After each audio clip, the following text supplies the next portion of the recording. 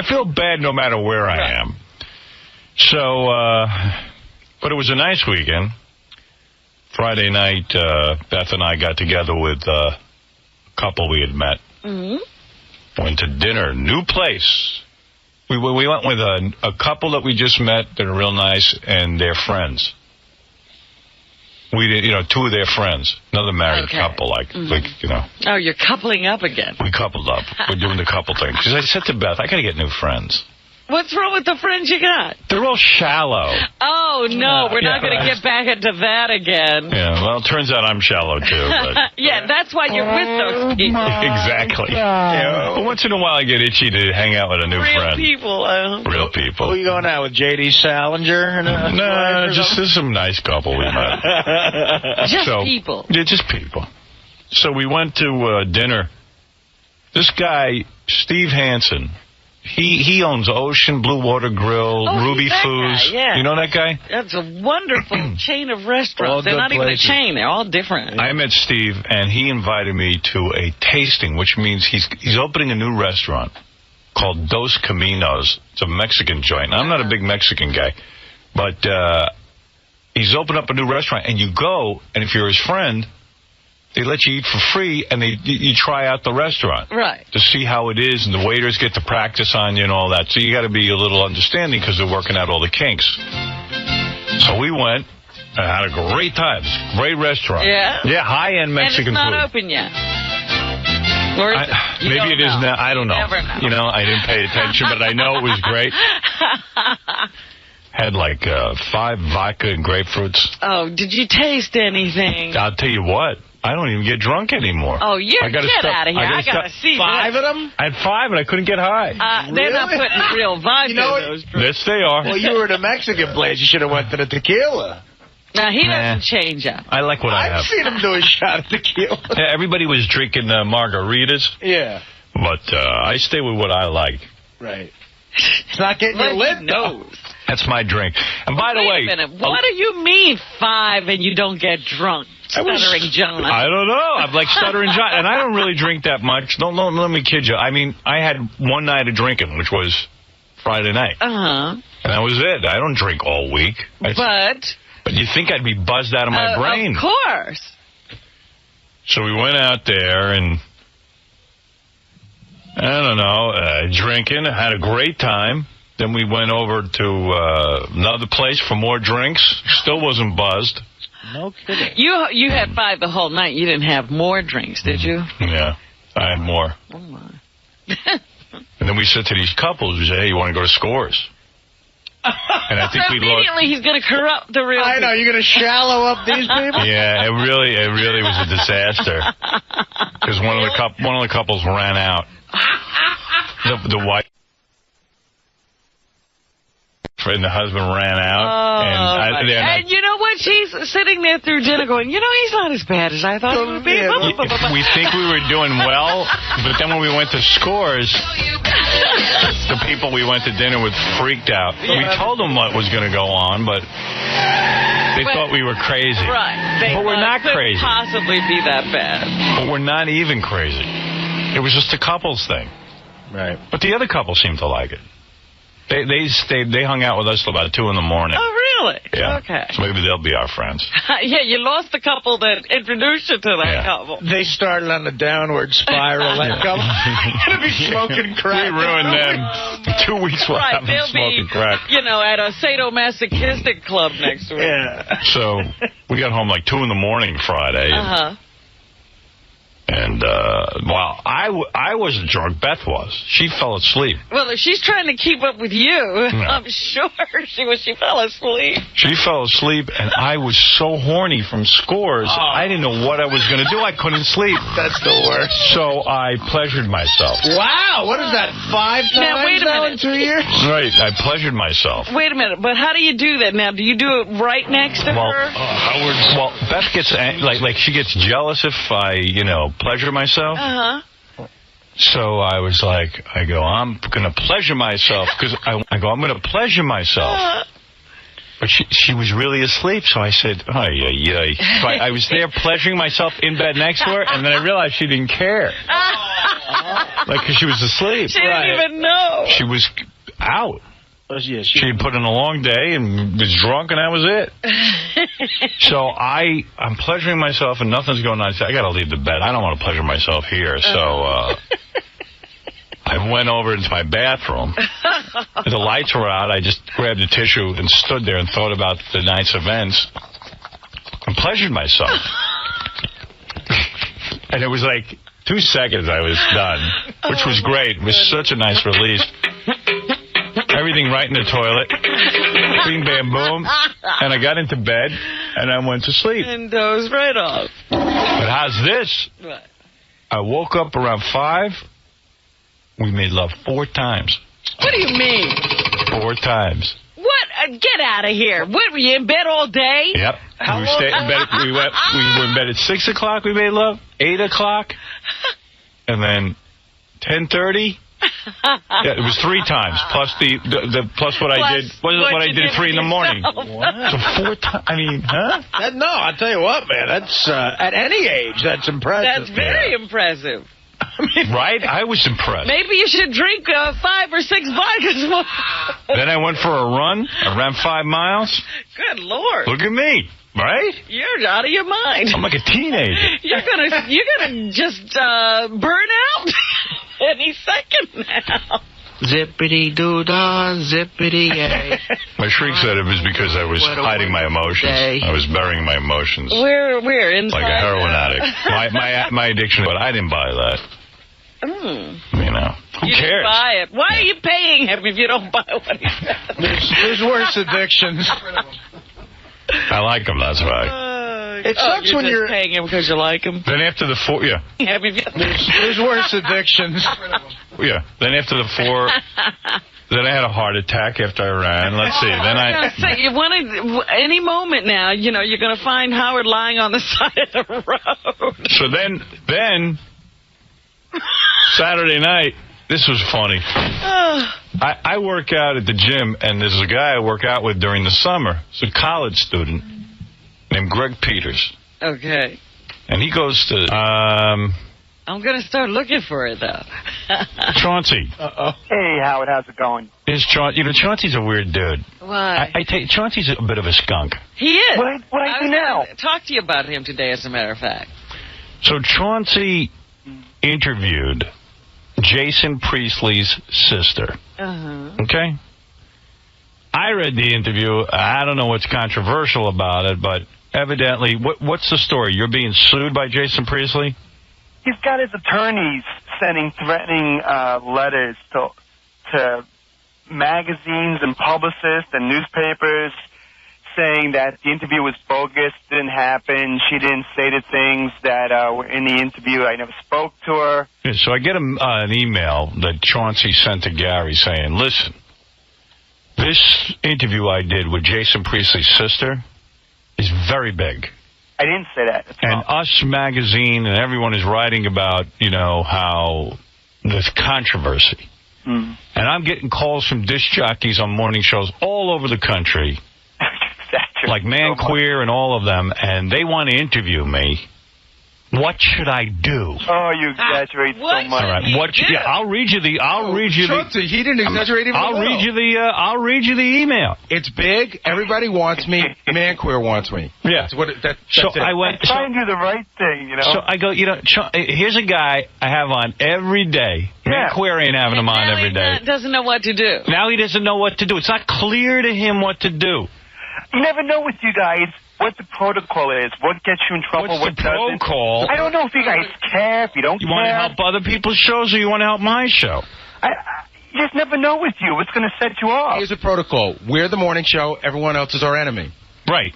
What show do we want? Consider me, I don't know what you consider me, you know what I mean? I consider you a skunk. But I tell you what. What? You're our skunk. Who puts you on the air when you don't have something going on? Story. Well, I think that's a compliment. Well, of course. What is it? Whatever your name is. Howard, Chauncey instant messaging me on Sunday. can I do his show? You know, does it matter? I'm like, Chauncey, why would you do that? You know, he's not even in Jersey. What? I don't understand. It's like, but you think I would be mad? I'm like, I don't know. You know. Well, I mean, yeah. I mean, why? If you've got something good, why wouldn't you bring it to me? Because if you guys know what's going on with me all the time, if you don't. No, we don't. In fact, when you sent me that email, that was the first I knew of the controversy. How do we know what's going on with you? What are you talking about? Beth emailed me and told me she knew about it. Well, Beth isn't me. Beth is Beth. I figure you guys talk. Beth emailed you? Yeah. That's disturbing. It is. We're like email pals. Email pals. She emailed you about your controversy? Yeah. How did she know about it? She saw it in Us magazine. Oh, well, she didn't tell me about it. Wait a second, Chauncey, was she responding to an email you sent her, or did she just emailed you out of the clear blue to ask you about it? She emailed me out of the clear blue to ask me about something else. I answered her. Then she sent me back another email saying, by the way, I saw this in Us magazine. It's crazy. Right. So what? Okay, big shot. Big shot. So now you want to interview with everybody else? No, I'm not doing nothing. I do the Stern Show and that's it. Okay, so tell me what the big deal is. What did you know? Stay on hold for a few minutes. You got a few minutes? Yeah. Let me take a commercial break. Then I want to hear what the big controversy is. Okay. The other thing I want to talk to him about is he's writing that book with the guy from Scores, and they just sit there and they talk about what everybody does at Scores that they've seen. Wow. Isn't that supposed to be... Well, save that for when we get back with Chauncey. Really? All I know is Scores is better than ever. When I was there Saturday night or Friday night, oh, my God. What makes it so good? Not on. I mean, it's great. Like, even if you go there with your girlfriend, because a lot of guys are, I never understood that. I never understood taking your girlfriend to Scores. Until now? Until I had a girlfriend. Yeah, because it's that's kind the of way you get the Scores. Yeah, I go myself, but right. I've gone a few times myself, but there's something kind of erotic about, like, your chick and the chicks all talking about that they dig each other or whatever the hell it is. It gets you going. So, but the girls look great. Lonnie's great. Everything was great over there. Well, one of the things that bothered me about this article I'm reading in the tabloid is that one of the things they said is you don't realize the girl just probably got finished giving oral to the fat manager before she came to give you a lap dance. Yeah, it doesn't. What do I care? That doesn't happen at Scores. That's at a lot of low-end strip clubs. They're talking about Scores. It's the guy who used to manage Scores. Oh, Or he was a bouncer at Scores. He was somebody at Scores. Lonnie's not fat, first of all. All right, listen, we got to take a break. I want to hear Chauncey's big controversial story after this, and then we have a ton of stuff, including those Mike Tyson clips that we never got to. And a whole bunch of other things. Right after these words, it's Tuesday. Robin calling in sick. Tuesday. Robin calling in sick. Hi, Gary. This is Robin. Hope you can hear this. Obviously, I am under the weather, and don't think I should be at work tomorrow.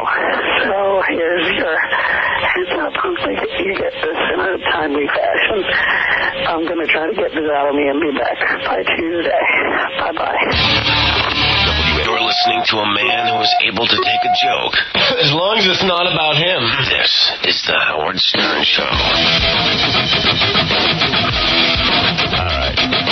All right, so when we last left you, we were in the middle of Chauncey's exclusive story. Let me get him back on the phone. Chauncey. Hey, Howard.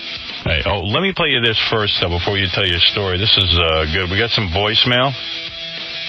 And this one was actually for Fred. I don't know if Fred heard it, but this is a message from Mars, Fred's home planet.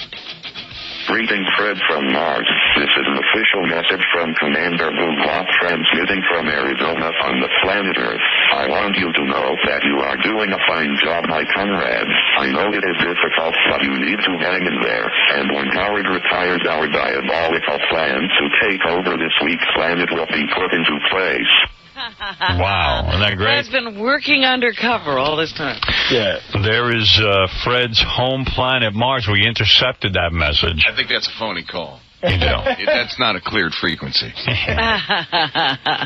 Fred playing along with the shtick.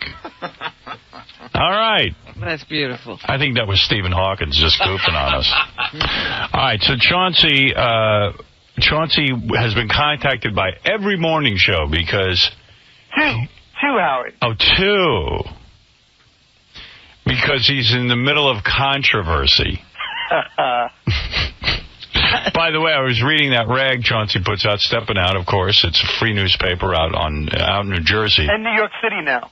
So Doug Goodstein, the widow Goodstein, who was down volunteering at the World Trade Center disaster. Yes. He wrote a secret column. An anonymous column. An anonymous column. Why anonymous? Until now. Well, he was anonymous. It was like anonymous ramblings of a World Trade Center volunteer. Which, by the way, I mean, it was a very moving article because he did volunteer, but at the same point, it's like every article I've read. There was no new revelation in there. But why couldn't he put his name on it? Maybe because when Chauncey printed it in the paper, he put dairy of a... dairy, not diary. Instead of diary, he put the word dairy.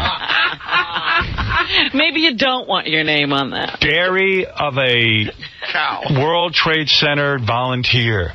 Dairy. Way to go, Chauncey. You still there, Chauncey? Yeah. Yeah, nothing to say. Anything. So then Chauncey sent us emails saying that his interview with Jason Priestley's sister is so controversial that all the morning shows want him and he doesn't know what to do. No, it's not what if I said that, I didn't mean that. What I meant is, what is the protocol? Are you allowed to do other morning shows? You can do whatever you want. But if those morning shows, how come those morning shows aren't there for you when you have nothing to talk about? I didn't approach them. So I'm not doing them. That's what are you bothering me for? All right, let me hear the big controversy. What happened? What is going on? Let's hear. Well... Now he doesn't... You interviewed Jason Priestley's sister. Yeah, I interviewed Jason Priestley's sister. I read the interview. I mean, she talks about me. Right. She talked about the fact that Jason... I don't know. She didn't really say anything bad. No, it was unbelievable. You know, up until that accident, nobody wanted to even interview her. It was like, you know, it was a favor. Right. Then the accident happens, and the family of Jason Priestley gets involved, and they're going to do this blockade of all the media. No one's going to get to Jason. No one's going to comment on him. They're going to protect him. Then they find out that his sister came out a day earlier, supposedly, and talked to me about Jason, about the family, and also about Jason's medical condition. Okay. They come out with their attorneys sending letters out to everyone, publicists, newspapers, magazines, saying the interview's bogus, it didn't happen, she never spoke to me, never said those things. How dumb are they? Because really, who even pays attention to Chauncey's stupid articles? Right. Now we know about it because they're making such a fuss. So they threatened you with legal action? Yeah. And they said that you never interviewed her? But meanwhile, you tape all those dumb interviews. Not only did I tape the interview, but I took photos of it in my home. Photos of it. I sat on the guy's bed. Why don't you sue them for libeling you and questioning your... Can't you sue them for lying about you? I think I can, but, you know, every single lawyer you talk to wants a lot of money. Mm-hmm. It costs money to sue someone today. It's not worth. But it is libelous, and it hurts, you know, in this business with publicists. You start sending letters like that out, and you're Jason Priestley's camp, it's hard to get interviews. People think that you're making things up. So it was damaging to me. And I demanded an apology from the family, and basically they said no. So what was in Us Magazine, this whole story that we're hearing right now? Yeah. I see. Yeah. Wow. Well, goodness, I can't imagine that the other morning shows... Yeah. Wonder what the other morning shows wanted with this. I didn't, listen, I didn't approach you with this story. I just asked if you'd care. I didn't even tell you about it because I knew you wouldn't care. I think the other morning shows will be scared to interview you now because you make up interviews. Whatever you do, don't tell Man Queer that. Yeah. The good name of Steppin' Out is tarnished. No one will believe even your dairy article. What's in that dairy. I read it. I mean, Doug Goodstein went down and volunteered at the World Trade Center. He didn't show up for work on 9/11 here. I mean, I'm talking about on the anniversary. Right. He's like the widow. You'd think someone died in the World Trade Center that he knew. He said he was having a rough time as it came up to the anniversary. Yeah. Oh, he's milking this thing. He was he's going to be angry that you guys know he did it, but... I know. I knew right away it was him. Did you? Sure. Who? So silly. You know, Howard, he's very sensitive on his subject. Wait a minute. How did the article come about, Chance? With Doug? Yeah. Oh, here's Doug. Here's the widow Goodstein. Oh, no. When Hank died, Doug was carrying on for months. Right, and then right after Hank died, the World Trade Center happened, so he jumped onto that. You know what the bottom line is? Doug's hardly home. He loves to, well, he's the guy who chases funerals. He's a very sensitive guy. And then Doug did steal film for his camera down at the World Trade Center. Stop. Tell the truth. Haunted by the pictures. He had to take pictures. He's haunted by the pictures, but who told him to take pictures? Not haunted by my picture. I'm haunted by the images that I saw. Well, why would you take pictures then? Why would 4,000 photographers take pictures? They're photographers. Amateurs and professionals. You're not a photographer. You were there to help. Why would you go down and steal film from a poor shop owner? Okay, painted that way, Dick. Why is that wrong? Okay, go ahead. Did you steal film or not? I took 2 rolls of film. Yeah. So why But you am I a didn't pay dick? for them. Did you pay for the film? No, but That's called stealing. So I'm a dick? It's not stealing. Yeah. And what was the other 9,000 items I had? Were food and drinks and... Well, maybe they were for some good cause. Yeah, but your film isn't a good cause. And what were you doing with a camera, you dick? Yeah. No disrespect, Howard. You know I love you. I know. Hey, Doug's a good guy, and he's a hero. Doug is a good guy. I still maintain he should have gone home at some point and checked on his wife. I did do that. All right. How many days? He was down there for days. He was down there for days. I was down there for about 25 hours. Oh, really? That's it? Yeah. And 25 hours? Spread out over 10 days. I thought you went back again and again and again, though. I went back like 2 days later to work one of the volunteer shelters. How come you couldn't come in on 9/11 to work here? We went through this already. There was nothing going on here. What was I going to do here? There was no guest. It was just a simple show. A great show. You did a great show. Offices. But isn't that your job? He was gracious enough to give us a day off. Why did you need a day off? Because I was uneasy with the day. We're on a high floor in Times Square. All right, get out of here. Wait, can I get into this Well, schmuck how on did the this phone? come about? Did you call Chauncey and say you wanted to write a dairy? No. A dairy? Yeah. What do you want to say to Chauncey? Chauncey, how did it come up? Off the air. After it came out the other day that you were talking about the whole event of September 11th, I said, to John, this guy is a hero, and he's too shy or he's too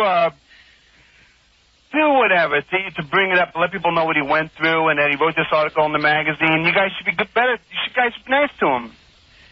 How did the article come why do I about? think there was malicious intent on your part? Not to at get all. your name out there? Yeah. I said on the air, I think you're a hero. I think you're a hero, and you can't say it, but I'm going to say it. Fine. I don't think so. There's no guest here today. Doug's here. Yeah. What's that? Well, Why we have did a you stay segment. home We have today? a vodka tasting segment. Vodka tasting, right? He has to be here. Vodka. Yeah, I thought Chauncey was a little malicious with calling to reveal that, since I did it completely anonymously. Not at all, Doug. I think you're a great guy, and I think you deserve props for what you did. You're a hero. Yeah, well, All right, so let's sum up. Chauncey's big story that all the other morning shows are after, and Chauncey doesn't know what to do, is that he interviewed Jason Priestley's sister. And Jason's claiming it never happened. And Jason, the widow Goodstein, who was down I thought he was down there for days. Turns out he was there for a few hours. But he did also give a lot of interviews the day of. Yes.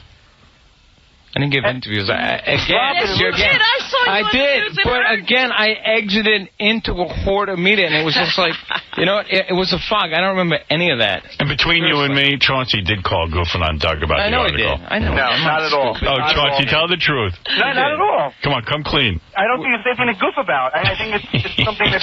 He wrote dairy on purpose. Dairy of a 9/11 volunteer. I haven't seen it yet. I wonder how misconstrued and how much he changed. Dairy of a 9/11 volunteer. Yeah. By the way, Robin, that thing on Scores wasn't about Scores. It was about another club. Well, it says Scores in VIP at the top of the article. The guy worked at both. He did work at both, but you were mentioning managers getting off the dances. That wasn't at Scores. You know who's pissed at this is Ronnie's fuming at Chauncey over there. Tell Ronnie to Isn't shut it up. a breach to, you know, they've been very good to you at Scores. Why all of a sudden tell I haven't been to Scores in 5 years. All right. What is it, Stuttering John? I mean, Chauncey's such a liar. He called, like, he was so happy to call about Doug in this article. Was he laughing? Oh, yeah. He was like, you got to see this. Oh, come on, Chauncey, how did it come about, Chauncey? No, that's not true. How did it come about, though? I spoke to John about... No. How did this dairy come about? I called you and asked you to write it. Okay. Right. And then he goofed on you. He called me just for one reason, said, hey, I got to send you this Doug Goodstein article that he wrote anonymously. Then he asked me to write that I wouldn't do unless he didn't put a name to it. No, and I didn't put a name to it. Yeah, but you revealed the source. You asked, which opens you up to, like, serious legal action. No, I know. There's no journalistic... As a serious legal action. It does. You know what? So much It does. serious legal action. What's your damages? Punitive damages. Punitive. I could own stepping out and be worth $3,000. It's Sue Chauncey. You'll be a rich man. What is it, Ronnie? What are you angry about? What's Chauncey's problem with Scores? Well, I mean, what's his deal, man? He's distraught over this. Yeah, totally, because you know what it is? Chauncey is like the biggest user you ever want to meet. Why? Because he'll do anything for a $5 bill. What are you talking about? I mean, what do you have to do with that article in the Inquirer? I'm writing a movie. With who? The guy who was the manager. The guy was a busboy, man. No, he wasn't. Yes, he was. He was a busboy for 2 years in Scores. He was the manager. No, he wasn't. Ronnie would know, Chauncey. No, he wasn't. He was the manager. And what about you, Chauncey? You used to hang out there for years and get comped there by Lonnie. Now you're stabbing him in the back. How is that? What am I saying? That's stabbing you in the back. You're bad-mouthing. You're telling him some drugs and all kinds of crap going on there, which is not true. Girls don't do drugs to Scores. How do you know they do drugs? You stand there and watch them? I was there for 3 years. What's that? You just said I was there for 3 years. Yeah, right. So how do you know? What do you follow the girls around? How do you know they do drugs there? I did gossip column for 3 years in the club. Why are you bad-mouthing Scores? Yeah, I don't get you, man. Scores. Are you saying that that's a big secret? That strippers do drugs? Yeah, but it's... They don't do them there. You're saying going on there and all kinds of crap like that. How do you know all this stuff? Did you see it? For 3 years. Did you see it? I saw a lot of things. What did you see, Chauncey? I saw things. Yeah, how you much saw a guy getting oral? The dancers had to give the guy oral? Yeah, they had the fat manager? Who's the fat manager? Not at Scores. Well, how'd Scores get lumped into it then? Because other things did happen at Scores. Like what? Read the book, watch the movie. Yeah, like it'll ever be made or published. Yeah. How much do you get paid for the article? $3, $4? They gotta name so many stars in order to get anybody interested in this. The only thing that happens is Chauncey, Scores was good to you. Yeah, really. I'm not really. He's cardinal sin of a man. Yeah, bad mouth Scores. Yeah, I mean, the guy's got to be probably gay or something. One person talk at a time. All right, I'll talk. So many... you don't crap where you eat. So many strip clubs have been closed down. There's so few left. You writing crap will just give people more fuel to throw on the fire. There's nothing bad in that Inquirer article about the club Scores. Nothing. Nothing. Really? They don't bad about Scores in that article. It's all lumped in together. It's like the same thing that happens with Howard. When something happens with a DJ... And something goes bad, the first thing you see is a picture of Howard in the paper. Right. So now you're seeing a picture of Scores in the paper, but now you're saying nothing happened there. Why is the name Scores in the paper? Lonnie is thrilled to see the logo. No, he's not thrilled at all, believe me. He's not thrilled with you at all, Why? Because that brings heat on Lonnie. It doesn't bring heat on Lonnie. And Scores is the best strip club on the planet. Didn't you paint it as a tell-all? That's bad. No. We're talking about... Shame on you. Shame on you, man. You broke the code with the men. You know what I'm saying? Calm down, Sean. What's wrong with you? Even if our chicks read that, there's going on, it makes it look like we're getting... No, Didn't you say stars get privileges that regular guys don't? First of all, about all that So stuff what? That's in every club, not Scores. You didn't say that, though. I didn't write... Look, who wrote the article? Is my name on the byline? It's all about you, though. It says it's Chauncey. Everything's Chauncey. Howard, when you give interviews, do they quote you directly? Do they ever misquote you? Hold on, Chauncey. You called me for a week straight and said, my article's coming out. And you called me that morning and said, look at my article on page 80. So it's your article. Gary, how dumb are you? I didn't say I wrote it. It's about a movie I'm writing. Gary. You have a lot of explaining to do. I don't think it's that bad. I don't even think Lonnie's upset. Oh, really? Really? Why don't you give him a call? I will call him. Yeah, why don't you stop by and say hello? Hey, why don't we get Lonnie? Why don't we get Lonnie on the phone now and let him talk to you? All right, get him on the phone. Let's find out if he's upset. Let's clear this up. Talking to Ronnie is like talking to Lonnie. Right, same thing. He knows. Exactly. Yeah, he could do the diary of school. Ronnie, when are you going to marry Lonnie? Nah, man. Nah, man. Ronnie, don't you have a wife and a family to go to? I do. But that's what kind of husband are you? That's a place I hang out. Is there a problem with that? Are you too old for that? Where do you hang out? Friday night I call Ronnie. Christopher Street? Where do you hang out? I call Ronnie to get into Scores now. Of course. Yes, I call Ronnie at home, and Bonnie goes to me. He's the liaison. Ronnie's not here. He's at Scores. No, Friday night I was home. No, Friday night you were home. Friday night I was home. A lot of times you're not. What's wrong with hanging out at Scores, Chauncey? Is there something wrong with that? Yeah, I think it's sad when that's your whole life. That's not my whole life. Look who's talking. What kind of life do you have, man?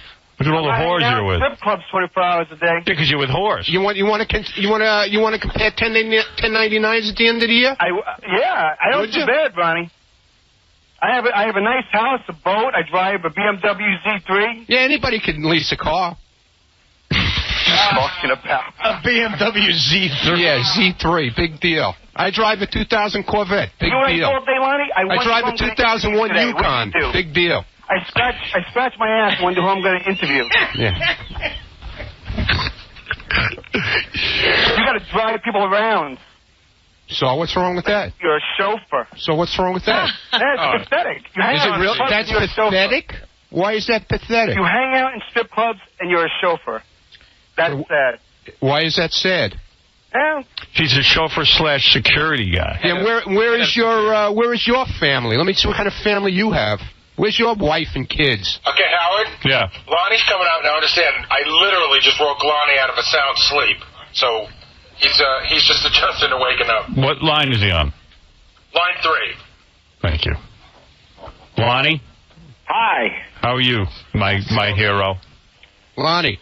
By the way, I had a great time at Scores Friday night. Oh, it was great to see you. You were a really gorgeous woman, Beth. Yes, thank you. Yes. Oh, we had a lot of fun. Anyway, we're talking to Chauncey. You know Chauncey Hayden? Yes.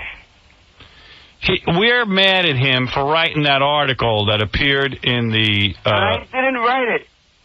Well, he's writing a book. You contributed, whatever you did. And we feel he doesn't represent Scores properly.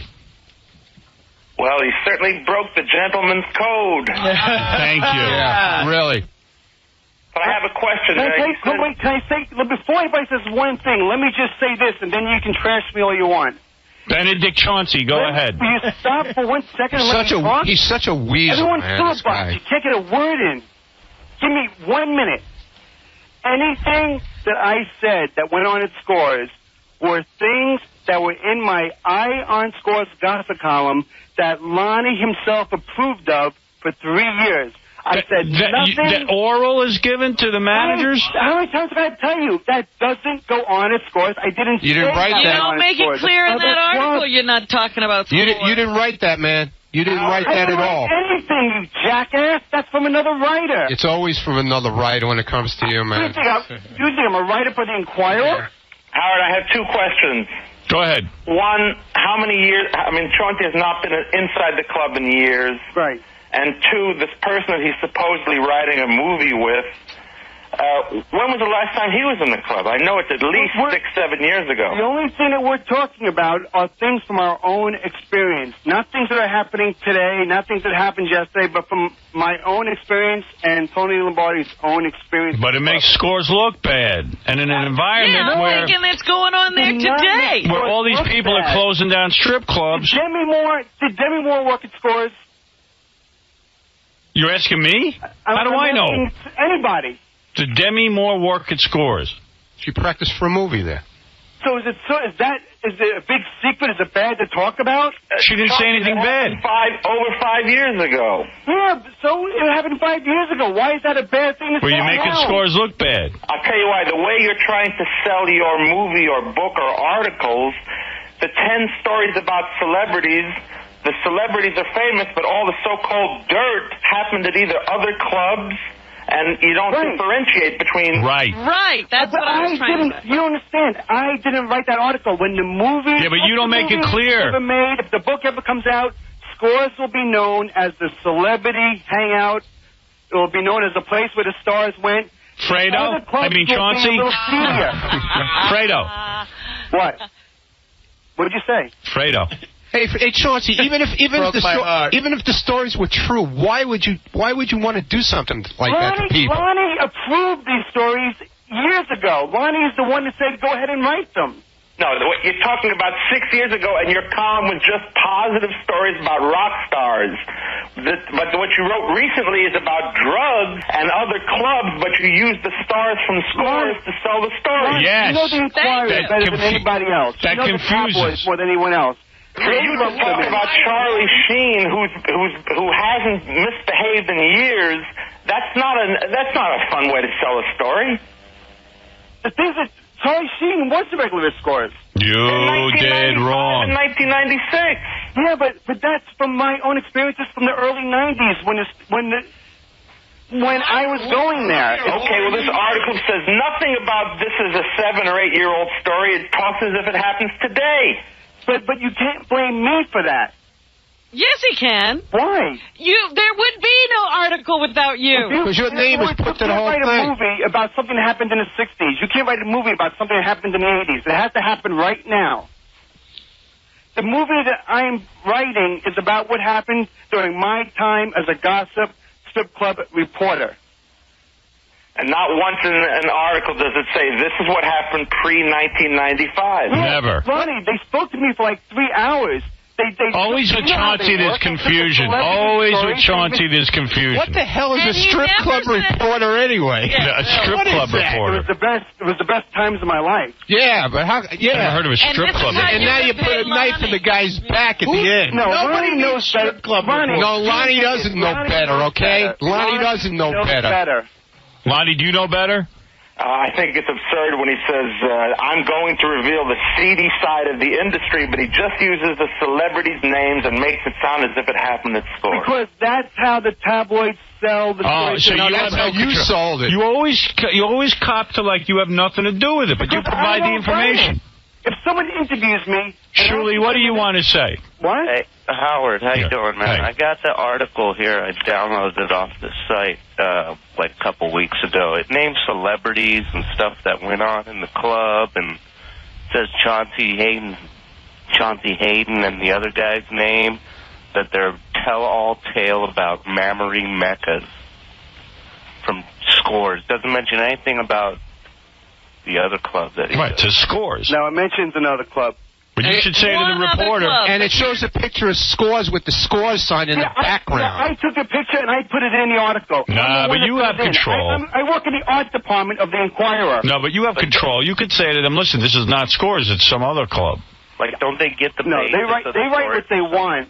They condense a 2-hour interview into... Then why do you go to them if they lie about you? Why do I... Well, you know what they're going to write before they write it. And I'm trying to get some promotion for the film. It's the Inquirer. What do you expect? He's trying to get a check is what he's trying to get. And he knows that all they want to hear about is bad stories about celebrities. They don't want to hear the... Well, the celebrities, Robin, I really don't care about. I don't think Lonnie cares so much about that either. Why do you keep saying Lonnie doesn't care? Why would he be on the phone if he didn't care? Because I know Lonnie gets it. I know Lonnie... Yeah, Lonnie gets it, all right. That's his business, dude. What do you mean he doesn't care? I really don't like you hurting the whole industry. What is the point?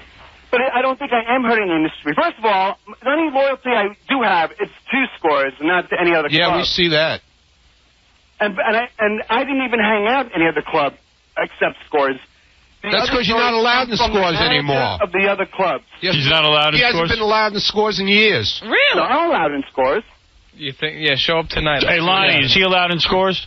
Well, he knows he shouldn't go there because he just breaks the... We knew eventually he'd break the gentleman's code, and he has. He's Fredo. I don't think I have. I really don't. I don't think I've done anything except... Why did you hook up... If you're saying these are your experiences from 5 and 6 years ago when you were there, why did you bother hooking up with someone that worked in Scores at 1993? Why do you need him? Because we need his experiences. Because Lonnie, he worked at another club up until 3 years ago. Yeah, but he didn't work at Scores since 1993. That's 9 years ago. Yeah, but we're not. But he also worked at other clubs. It's his story of other clubs. His whole experience working as a strip club manager. But every single... Why not write about something else? Was at Scores. All the good was at Scores, and all the bad was supposedly somewhere else, and you didn't differentiate. Right. I did, Lonnie. They didn't. They just mixed it all together. Listen to me. Yeah. Write about other things, never about strip clubs and Scores. It's hard enough. Don't you think Lonnie cares if stars feel comfortable at his club or not? And it's hard enough being a guy and convincing your wife or your girlfriend that you want to go to Scores. They don't need to know what goes on in there. Well, let me just... And then you make up stuff. Let me say this. Lonnie will back me up on this. For 3 years... Lonnie and I worked very closely together doing a Scores. Are you a man? Are you a man? Are you a man? Are you a man or a woman? Are you man or woman? Tell me the answer to that. Are you a man or woman? What is your point? I'm a man. You're a man? What is your point? Not really. He's no man. He's no man. Nah, Lonnie, did you and I not work together on this? I believe the next step is you'll try to sell a book or you'll claim to have inside information on Howard, and you'll use the same logic. You were part of his show, and you know the inner workings of Howard's life. Lonnie, be honest. Didn't you That'll be the next step for you. Lonnie. Anything for a payday.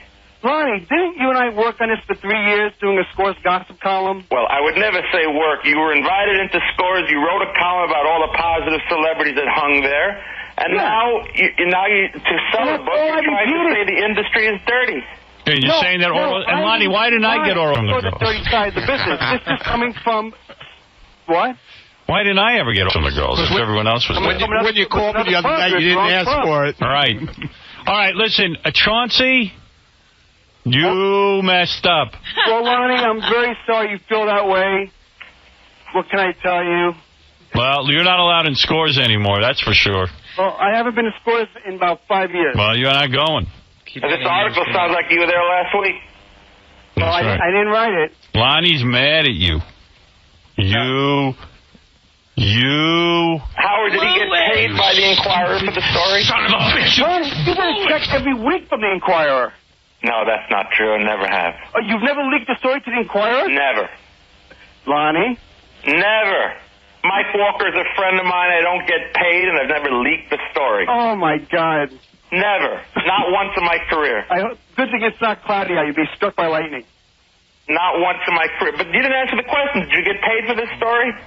No, Tony Lombardi did. I didn't get paid at all. Why did you need him if he hasn't worked at Scores in years and years and years? It's because he has all the dirty stories. It's about working behind the scenes at strip clubs, not just Scores. Well, then how come the title is individual, strip club, singular? Because I didn't write it. Scores is the most popular club. The Inquirer used it to sell the story. Mark, you're on the air. Hey, good morning, Howard. This is Mark from D.C. Yes. Hey, 𝗛𝗏𝗿𝗍's a real douchebag. You're not hip to him by now? He's burned you so many times. Well, you never say anything bad about Scores that could lead to I didn't. You know, it's not smart. It's not smart. What's bad about scores? I'm very surprised at you. Andy, you're on the air. Yeah, what's up, Howard? 802 Union guys go down there all the time. Now my wife's going to break my balls every time now. Of course. That's right, man. What you have to do is, every time Shorty calls, I think I'm going to turn off the radio now. There and we're you going to go. see how much we can hurt this little prick. You're going to screw it up for me, you little prick. Well, a lot of men are angry this morning. Hey, all I know is I didn't say anything bad about scores. Lonnie knows it. Well, The only thing I don't hear Lonnie saying he doesn't know it. Lonnie doesn't know that at all. Lonnie doesn't know it at all, man. Casey, go ahead. I haven't agreed with anything Chauncey has said, and he keeps saying I know. Casey, go ahead. Lonnie, did you not approve of every story I've ever written about scores? That's not what's in We're the talking about magazine. 5 years ago. You had a gossip column, a positive column about you going to the club 5 years ago. What does that have to do with this negative stuff? Sean, you're on with the boys. I said. Sean, go ahead. Yes, good morning, God. Thank you. I'm talking to Lonnie, Howard. Oh, you're right. I agree. I was wanted to say, Chauncey, I used to listen to your show, and one time I remember you put a dildo where the sun don't shine. Did you put a dildo on yourself, Chauncey? No. Then you are woman. Oh, wait a minute. Chauncey, don't we have that on tape somewhere? I don't know. Play it. Let's hear it. I see. So if I produce this tape of you being a fag, will you shut up forever? Yes. If you produce a tape of me being a fag, I will shut up. And you'll stop the movie. That will stop the movie. Wait a second. Howard, I'm going to get the tape. Sean, you're saying you have tape of Chauncey using a dildo on himself. Yes. And if he produces a tape, you will stop the book and movie? You got it. All right, that's good, Sean. Get that to me. That wouldn't surprise me. Yeah, I wouldn't be shocked by that. Any man who would turn in scores. Yeah, really. Any man who would turn in any strip club, not only score. Right. I mean, what's the deal? I mean, this is mind-boggling. It bothers the guy that guys go out and have a good time. I don't get it. What's your problem? Come to think of it, you're right. Really, what's his problem? You're making sense. Yeah, what's his problem? There's so many things to expose. The Taliban. I don't care if it's $1 a dance strip club. What's his problem? Right. That's true. Guys are going out to have a good time at night. What's his problem with that? Hey, Ronnie, I'm going to bring down... I don't need you, Chauncey. I don't need nothing from you. Believe me. He's going to bring down the entire strip club. Yeah, I already brought you down this morning. Don't worry about it. Are you out of your mind? I'm not out of my mind. I'm not out of my mind. It's you, man. It's your name in the article, not mine. Ronnie wasn't this upset about 9/11. I mean, Jesus. What does that say about Ronnie? It doesn't say anything. It's a place that I hang out. I enjoy myself. I enjoy Lonnie's company. We have nice dinners. The guys all hang out there. So what? So we get some lap dances. Big deal. Open the windows to that limousine. Nothing wrong with it, bro. Put on the AC. There's nothing wrong with it. No. There's nothing wrong with this. No, but you're there's nothing wrong with going to a strip. I'm upset because you're a moron for writing this whole thing. Yeah, I'm going to bring down the entire It's your name is connected to the whole thing, not this guy. There's more your name than this guy, Tony Lombardi. It needs to be told. It's not going to stop. Why does it need to be told? Industry. What needs to be told? What is the story that needs to be told? Yeah, tell us what needs to be told. What needs to be told, Sean? But some girls might have done some coke at some rundown strip club? Then you've lumped scores in with it. First of all, it's about this guy's story. Tony Lombardi is an interesting story. It's about his rise and fall. What do you have to do with Tommy Lombardi? What do you have to do with him, man? Yeah, what about you? What about me? I'm helping the guy write the book. So why is your name everywhere, not his? It's mostly your name. Oh, I don't know. You tell me. They interviewed both of us. I guess you're such a popular guy that they want to have your name. Yeah. Did Lonnie confirm if this guy Lombardo, whatever, was a busboy or a manager? Tony Lombardi was never a manager at Scores. He worked there in 1993. He was the manager. What did he do? He was not a manager. He was a busboy, and for 3 months... He started as a busboy and then he was promoted to manager shortly after. He was never a manager. Chauncey, how do you know that? Did you work there? Are you management? Chauncey, what's the book called? Diary of a Scores Manager? Dairy by Affair. Lonnie, what did the guy do? Was he a busboy? He was a busboy, and for the final 4 or 5 weeks, he worked on the floor feeding people. Feeding! All right, That's so no he worked manager. there, but this is a story that doesn't need to be told, Chauncey. I would like you to end the book and end the story. And I think he's disgruntled because we barely remembered the name. One guy who was there remembered in 93. he was let go because he has tattoos all over his neck, and he didn't look good in a tuxedo. We had to let him go. Well, I don't know Tony at all, and he might be a very nice guy. But, Chauncey, I don't know what you need to be involved in this. You really think, Howard, Find something else. I write a book about strip clubs, that's going to have anything to do Well, with I know you. You're out on the industry? phones. You're trying to promote. You're with the Inquirer. And then they lump scores in with all this, and it could hurt a lot of the strip clubs. In what way? Because it stirs things up, and then they start doing investigations. They take the book. The religious group take the book, and they say, look what's going on in these strip clubs. Strip clubs have enough problems. Guy's rise and fall. All right. Thank you. Wait a second. It's enough. I don't like how it's ending. I do. It's over. I love the way it's ending. We don't like how it began. Howard, between everyone, all the guys that work here, how many times have we been to Scores? About 10,000? How many times have you?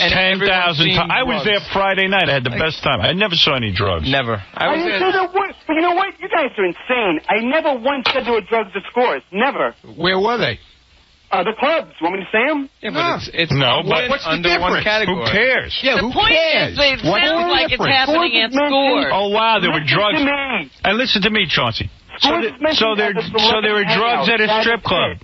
So there were drugs at a strip club. Who cares? There's drugs out on the street on 6th Avenue. Drugs at dance clubs. There's drugs in Chauncey's It's system. about Tony Lombardi. The clubs are where he worked. Do you do drugs? No. No? Of course not. Is there drug use going on at Stepping Out? No. How do you know? Yeah. Well, you know what? Come and write. You can write. I give you permission to write a story about stepping out and the drug use there. Who cares if there's drugs at a strip club? You should bring all the employees. You only hope there are drugs at a strip club so the girls will be all messed up and do stuff to you. Listen. So they won't find you so gross. Let's drug test everybody that's Stepping Out. The story is about Tony Lombardi's rise and fall as a strip club manager. Why does it say Chauncey Hayden all over the article, though? How much did you get, man? Tell the bottom line. Come on. I didn't get a dime. Come on. I didn't get a dime. How much? Yeah. How much did you get? Come on. I didn't get a dime. Yeah, okay. Promoting the book. Yeah. Promoting the book. He's got to pay the lease on that Z3. The lease. All right. Chauncey. Yes, let's Lonnie sum up. does not... What did we learn today? Here's what we learned. First of all, going backwards. Yeah. Lonnie doesn't understand. You keep I saying... think Lonnie's a great guy, by the way. Yeah, he doesn't think you're a great guy, right, Lonnie? Did he say that he has a book deal? Who's the publisher? I don't believe he has a book deal. We're shopping it. Yeah, that's what right. it's about. That's on the back of Scores. On the back of celebrities. That's never been done before. All right. Yeah, so let's see how many celebrity interviews you get now. Yeah, it's going to be tough. Well, Lonnie does not like what's going on, despite what you may think. Yeah, about Well, I his understanding. apologize to Lonnie. He's always been good to me, and I consider him a friend no matter what. And stop the madness. Wow. You're a man. Can you imagine if he was an enemy? I want you to go to Scores tonight and apologize to Lonnie and rip up this book. On your knees. You understand? And it doesn't sound like I'm invited at Scores. You're invited to rip up the book. We're going to have a book burning party. You want to have a book ripping up party at Scores? Yeah, a book burning party at Scores. I'm going to put on a little Hitler mustache and burn your book.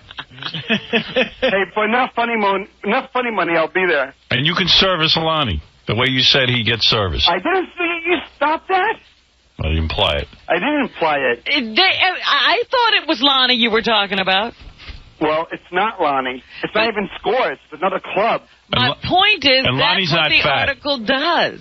I didn't say Lonnie was fat. You did. You said a fat manager. I didn't say that. And Lonnie's not the manager. And Lonnie's not fat.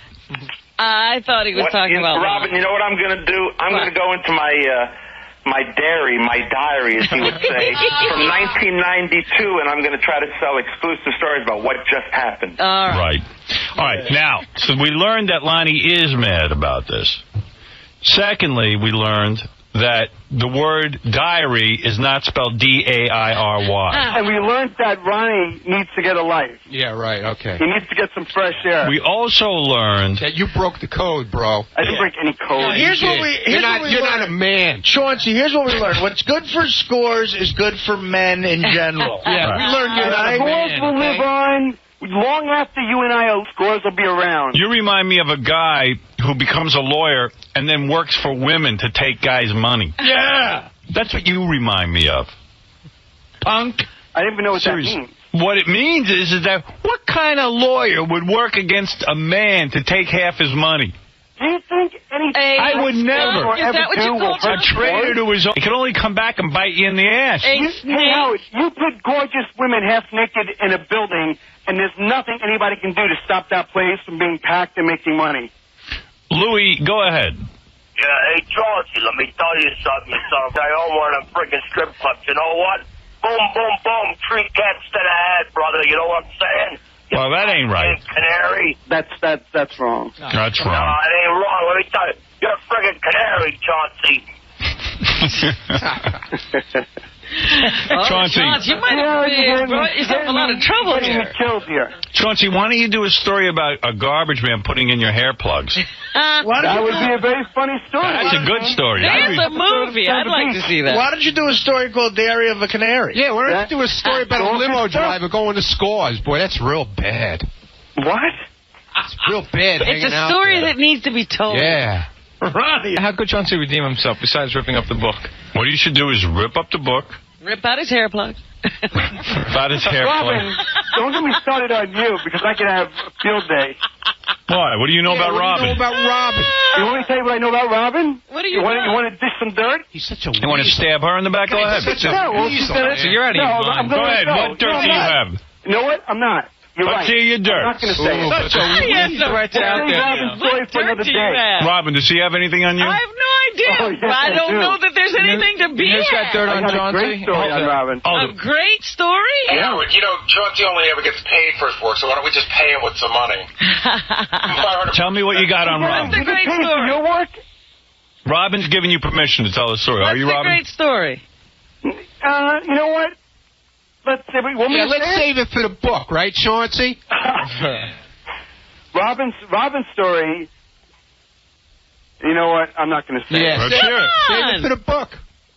She's calling you out. Yeah. You want to hear it? Yeah. Just All right, show this the book. is the story I have on Robin. Robin, do you still own horses? Yes. When was the last time you went to visit them?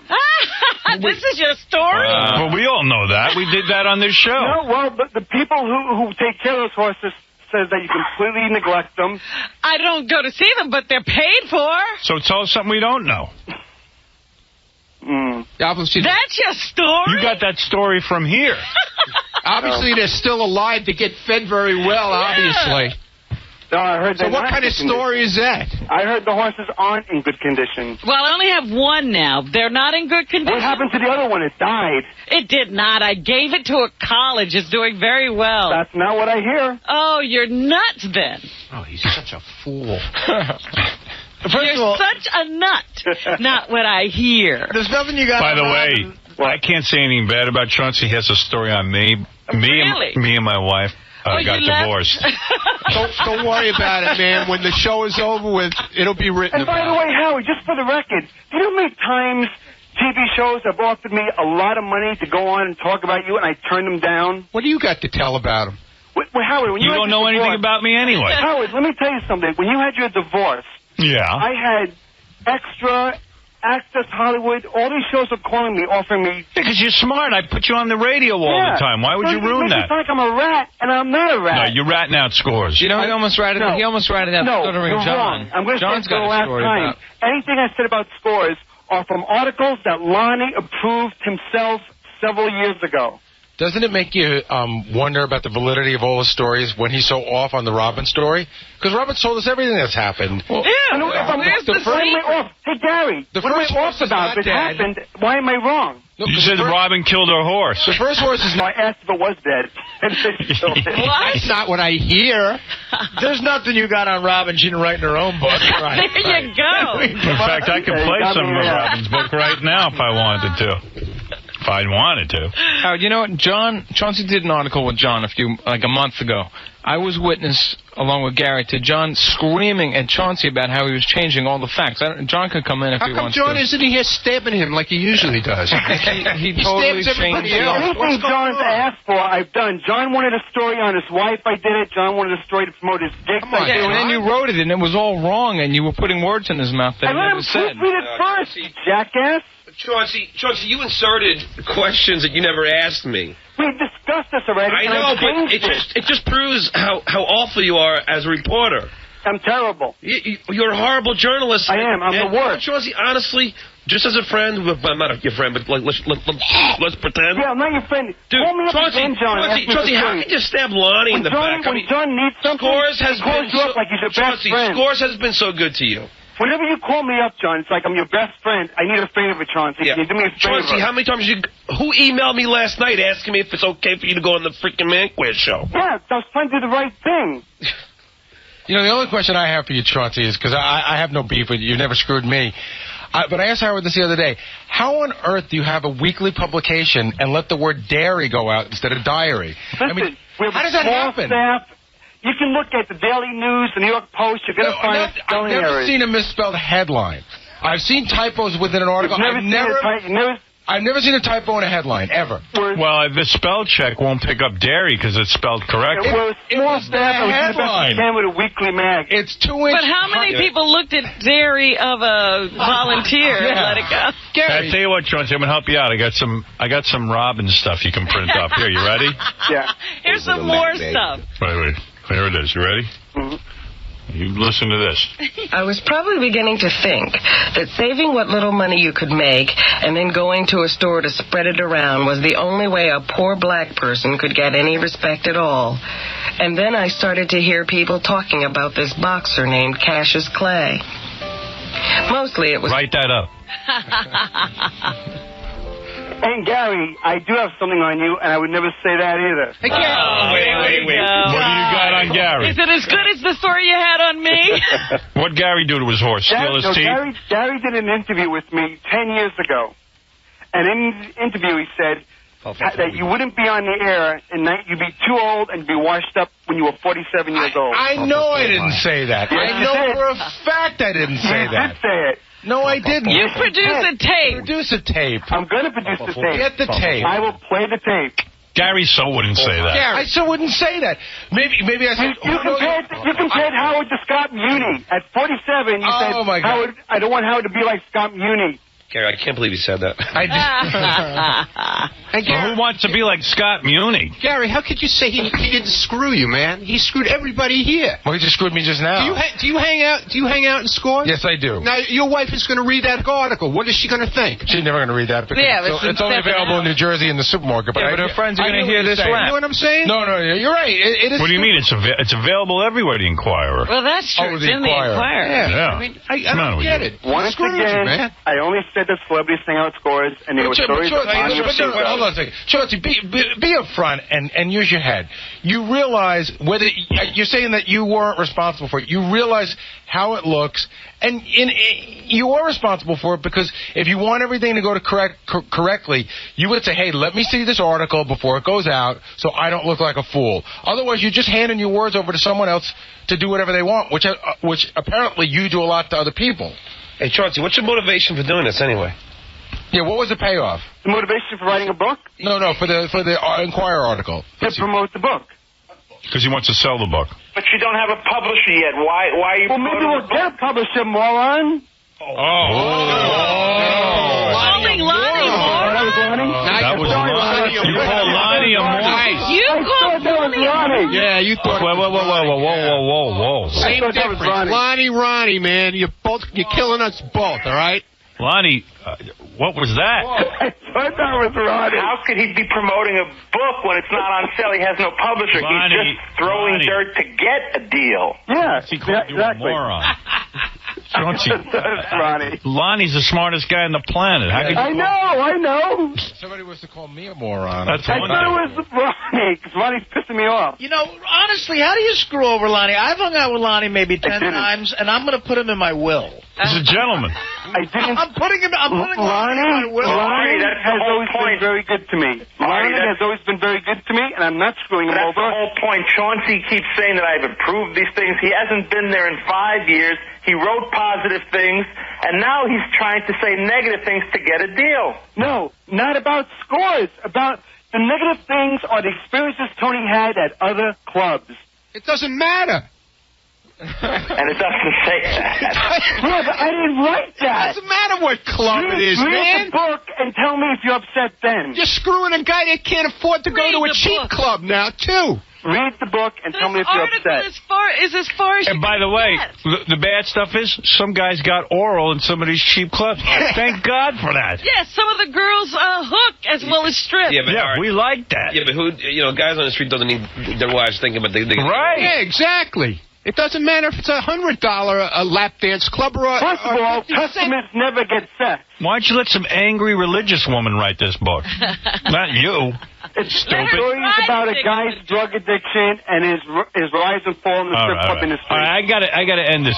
Thank you. Chauncey. About 6 weeks on the floor. Chauncey, thank you. This was fun. This was a lot of fun. It's a lot of fun, right? This was exciting. But listen, better we nip this in the bud now than you write the book and everyone be mad at you. Yeah, I can't wait to Harry, so my wife can see it. This is the proof what a scumbag Chauncey is. Like, he called me about Goodstein writing that column. Goodstein, he promised Doug that he would never say that it was that it was written by Doug. I never said on the air. He couldn't wait to call me and say, "Listen, John, hear this you from me." called me begging me to fax it to you. Yeah, I know. Well, in the morning. my job, After Doug, you called. How did John know about it in the first place? Because I thought it was because I was proud of Doug. Wait, let's show it the answer. Let's show it the answer. How did you know? How did John find out Doug wrote that anonymous? I told John. Yeah. Why would you tell John? Because when Doug was talking about it the other day on the air, I was coming to Doug's defense saying I thought it was a great thing that he did and that you should read his article off the air. Call me like this. Yeah. John, you got to get a load of this one, all right? You didn't hear from me, but Doug actually wrote an article about 9/11. I can't believe that you faxed it still with the word dairy in it. I'm sorry, I'm so hung up on that. I would have changed it when I faxed it. I can't wait to read it. I bet you it's all changed. All right, Baba Booey. Low blow, Gary. All right, moron. Yeah, Baba Booey and the moron are going to hang out together and smack you around. Uh-oh, do I smell a fight? Yeah. You know what? I'm going to fight. I'm going to fight. There's a good fat fight. Chauncey. Who am I going to fight? I'll fight anyone. Chauncey, you can't fight. Fight anyone? I can't fight. Chauncey wouldn't even get into his I don't underwear. fight, Gary. I would kill you. I would bite your neck until you bled to death. Please. Eddie, you're on the air. You just give me with your big tech. Yeah, Howard. Yeah. Yeah, I went to a strip club with my girl. Finally, after I've been dating her for 5 years. She's very jealous, very, possessive. I finally get her to have a couple of drinks, and I convince her to go. We go. We have a good time. This guy's a moron. He just completely, trust me when I tell you, even my girl listens to you, all right? She's listening to it now, calling me left and right. See, I told you that kind of stuff goes on, and that you're never going to go again. He ruined it. He ruined it for you. Why do you guys give him so much importance that, he should be banished from the face of the earth? All right. Thank you, Eddie. Well, obviously. This really has been fun. It has been All fun. men are going to shun you. Chauncey, thank you for your world exclusive about Jason Priestley's sister. You're certainly welcome. And the exclusive on me. Yeah. And on Robin. And a dead horse. And keep it all coming. That's Chauncey Hayden. Step It Out is the name of the magazine. Thank you, Chauncey. Thank you so much, everyone. And Lonnie, let me say something. You're not a moron, Lonnie. You are not a moron. No. You are a great man. I had a great time at Scores the other night. Fantastic. And I think the best revenge is we should have a wild, crazy party and invite everybody except for that fella. Right. Actually, it's funny. Every time I'm in there, Lonnie says to me, when are we having another party? Are we doing the 𝗻𝗎𝗄𝗿𝗍 Scores party? Yes, we are. I thought we were going to do the Artie bachelor party. Do the Artie bachelor party. Artie's got to get engaged. He's engaged, believe me. I'll tell you what, Lonnie throws a great party. Wait a minute. Is Artie going to be allowed to go to Scores now after Dana reads this article? There was a guy on the phone who said his wife canceled his bachelor party after hearing this on the air. Oh, come on. After reading that article in the Inquirer. So, there you go. There you go. All right, Lonnie, thank you. Thank you, Howard. All right, Lonnie, most brilliant man. most brilliant. We have to take a break. We have so much to get to. I have things to do after these words. Get a nigga. Get a nigga, get a table. Take it up, take it up. Woo! Take that time. Get a nigga, get a take it up, take it up. Woo! Take that time. Well, all hell broke loose Friday when Jay Leno welcomed radio's shock jock Howard Stern to The Tonight Show in what most certainly will become a history-making performance. Before Stern's appearance on the show, Jay specifically said no jokes about the big guy. No Johnny Carson jokes whatsoever. Mr. Stern honored Jay's request, but Johnny's former sidekicks were fair game, as it turns out. It was a bad Johnny Carson, in case you're wondering. It seems Stern was a little bit peeved at Ed and Doc's recent appearance on the Arsenio Hall show. Take a look at this. The amazing thing to me is that here you are, a nice guy. I never heard you say a bad word about anybody. I never said anything bad about The guy is a gentleman. So I tune on this Arsenio, and right away, I'm not talking about Johnny now. I'm talking about Ed and Doc, two of the biggest loads on 2 feet. Ed and Doc. Let me tell you about this. Jay, you don't have to say anything.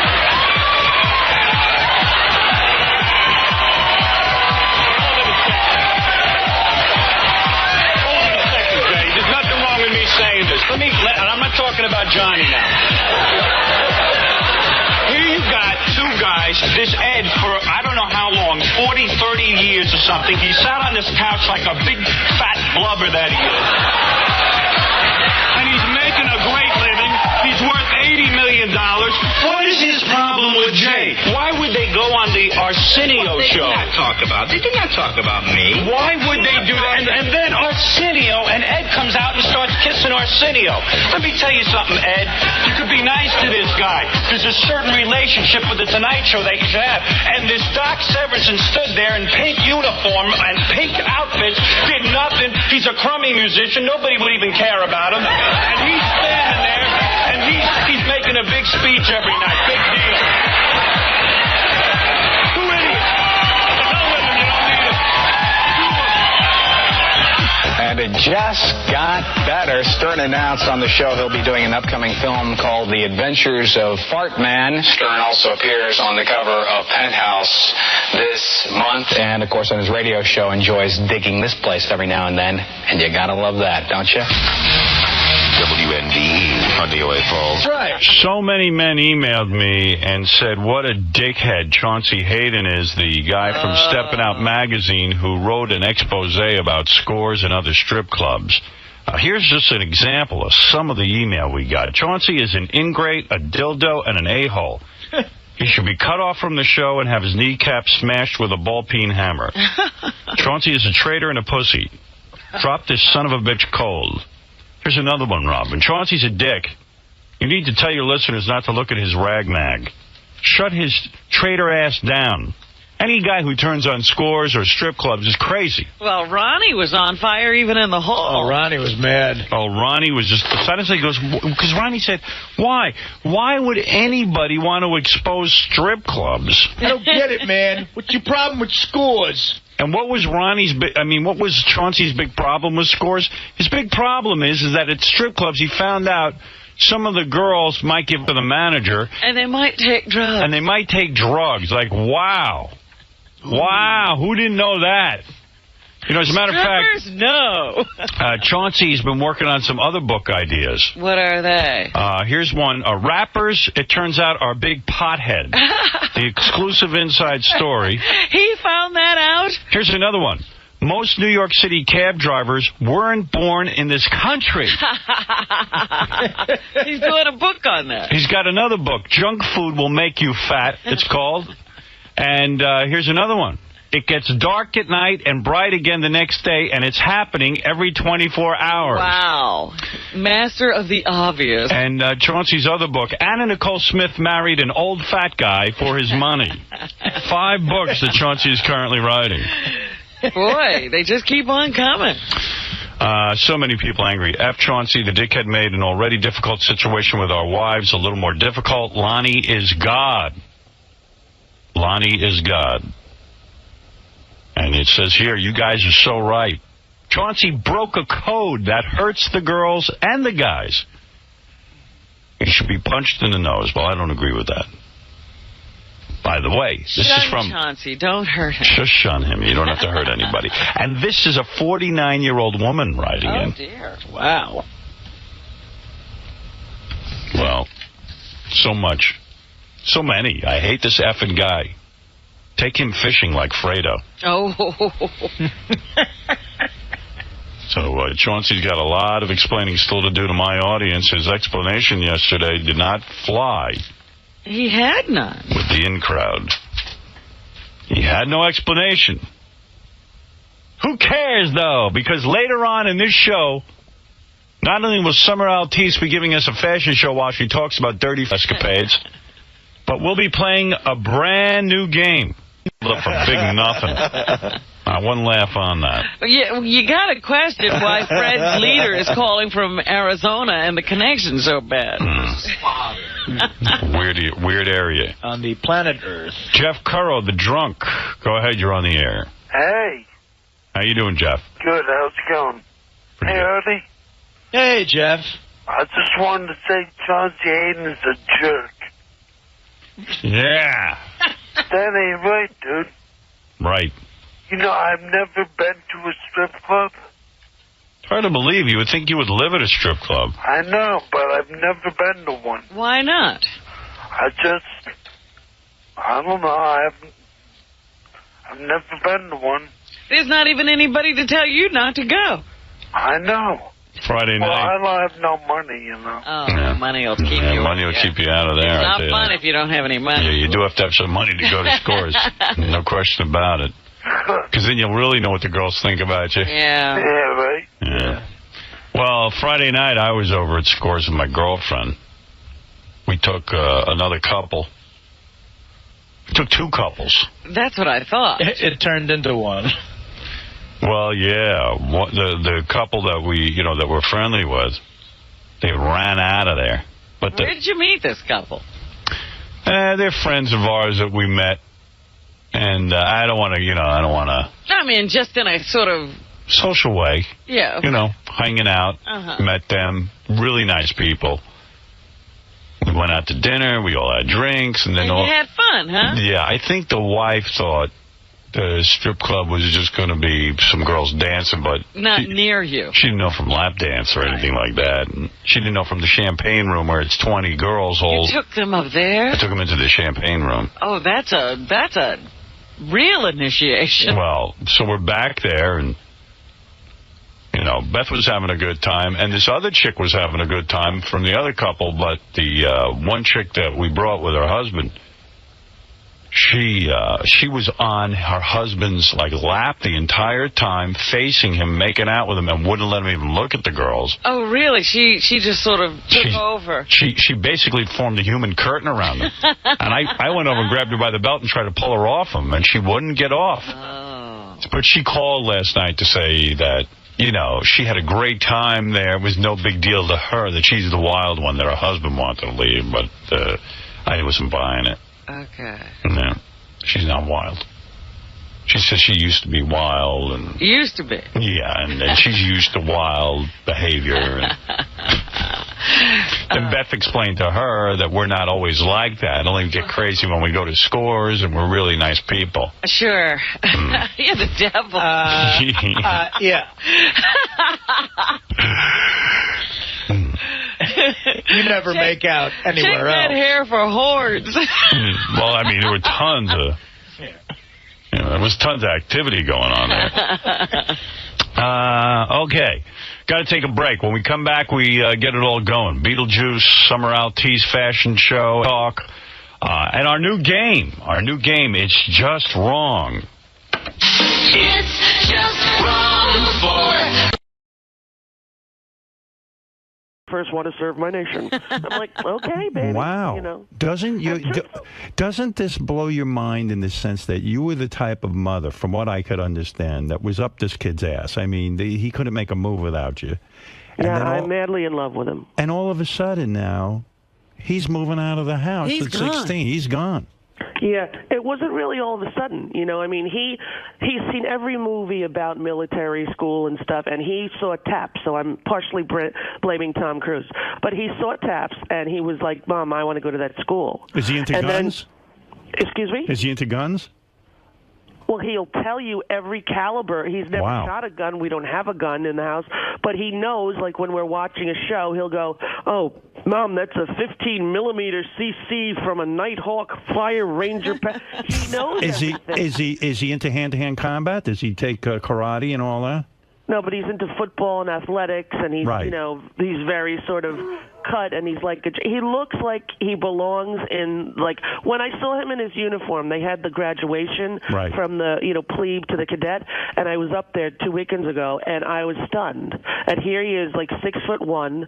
He lost 20 pounds there. He's fit. He's cut, and he's so happy. Wow. And everywhere we went, like I took him out to dinner to celebrate, and we're at some steakhouse up in Valley Forge, and people in the waiting, to get a seat said to him, "Thank you for your service," because he looks like he's in the Navy. Right. Wow. And wow. He goes, "Thank you, ma'am. I'm still a cadet, but I will pass on that to the men in the arms." He would say the whole thing, Wow. He called me ma'am once, Howard, and I almost had like an aneurysm. You're kidding. I'm like, "Honey, you do not ma'am me ever." This sounds like disrespectful to ma'am your mother. You're not kidding. This sounds like remember that show with Michael J. Fox? He was like a Republican, but his parents were hippies. Oh, he's not a Republican. No, but I'm saying he comes from this piece. You personally were upset that they killed Bin Laden because you felt he deserved a trial. To war.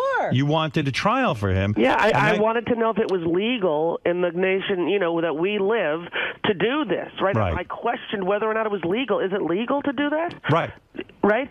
But he's a Democrat, though. My son said, he goes, "Mom, in the whole school there's like 5 Democrats." He said, "I get into the greatest discussions about, what's going on politically."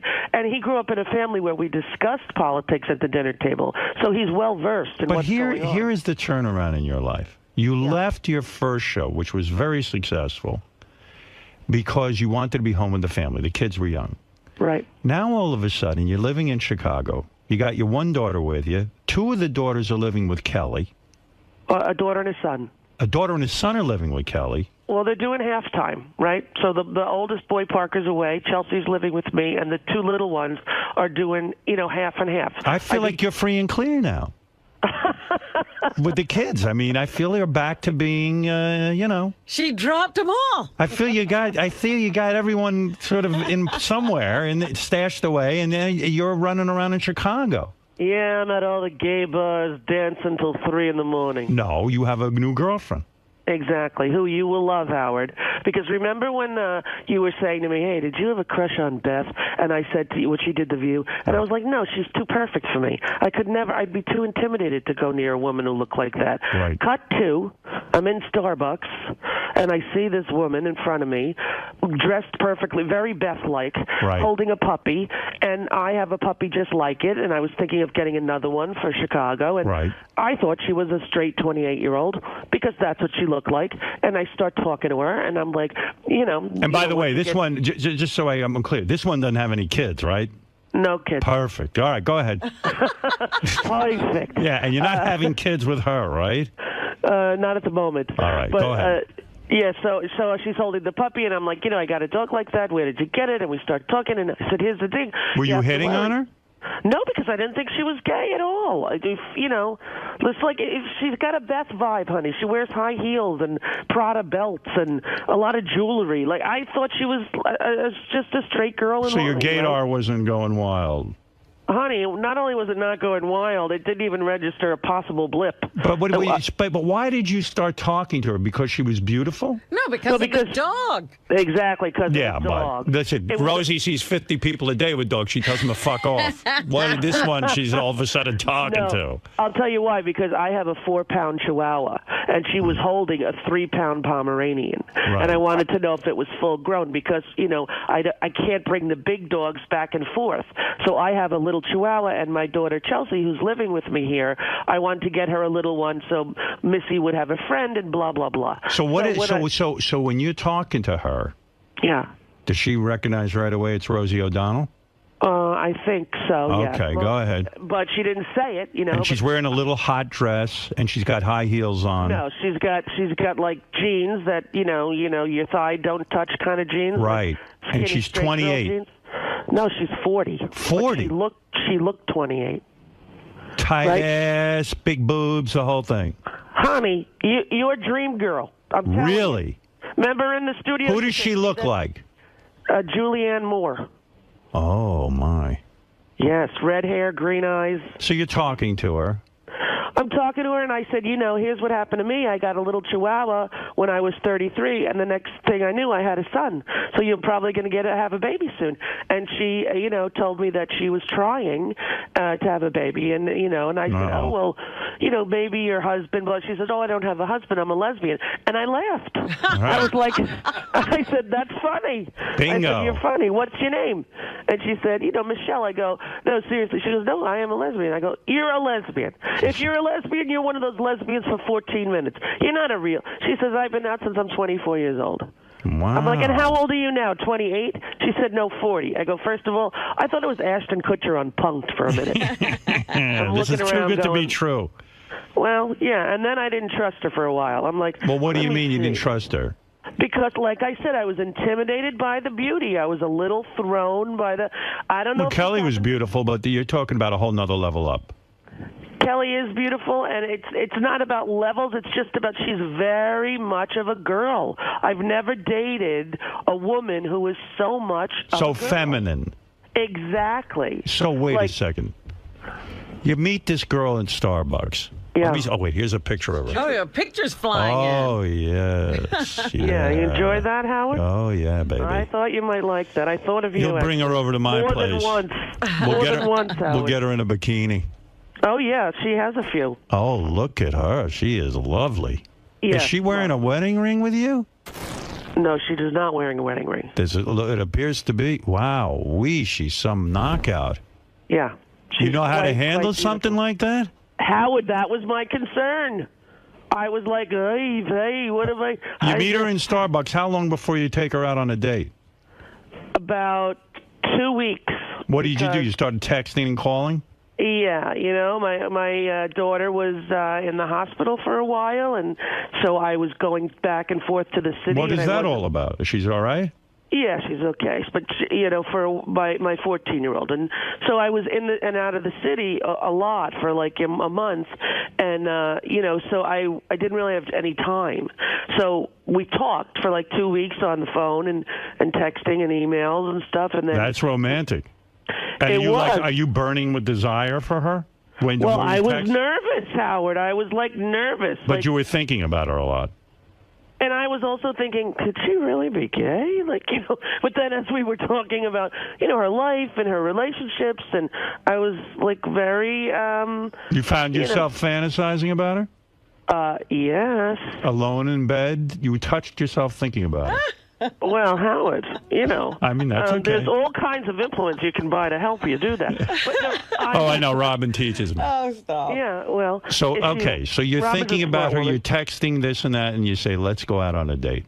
Well, yeah, she said, let's have dinner, Where'd you take her? I was like, to a sushi restaurant, but in my town, because, I had the kids and we had some stuff going on. So she came up with her puppy. Right. And met three of my children the first day, because what I thought was, if this has any chance to ever be anything, it comes with three kids. Right? It was clear it was a date, though. You introduced the kids right away. She doesn't fuck around. Oh. Because you know what? Rosie falls in love in a day. Immediately. Yeah, she doesn't even date that much. As soon as she meets anybody that she's slightly attracted to, she moves them right in. I went on 4 dates. You'll be proud of me, Howard. Right. And in the last, since I've been divorced, which is 4 years, right. I went on 4 dates with people I did not move in with. So I'd like to have a round of applause. All right, so there is some discriminating.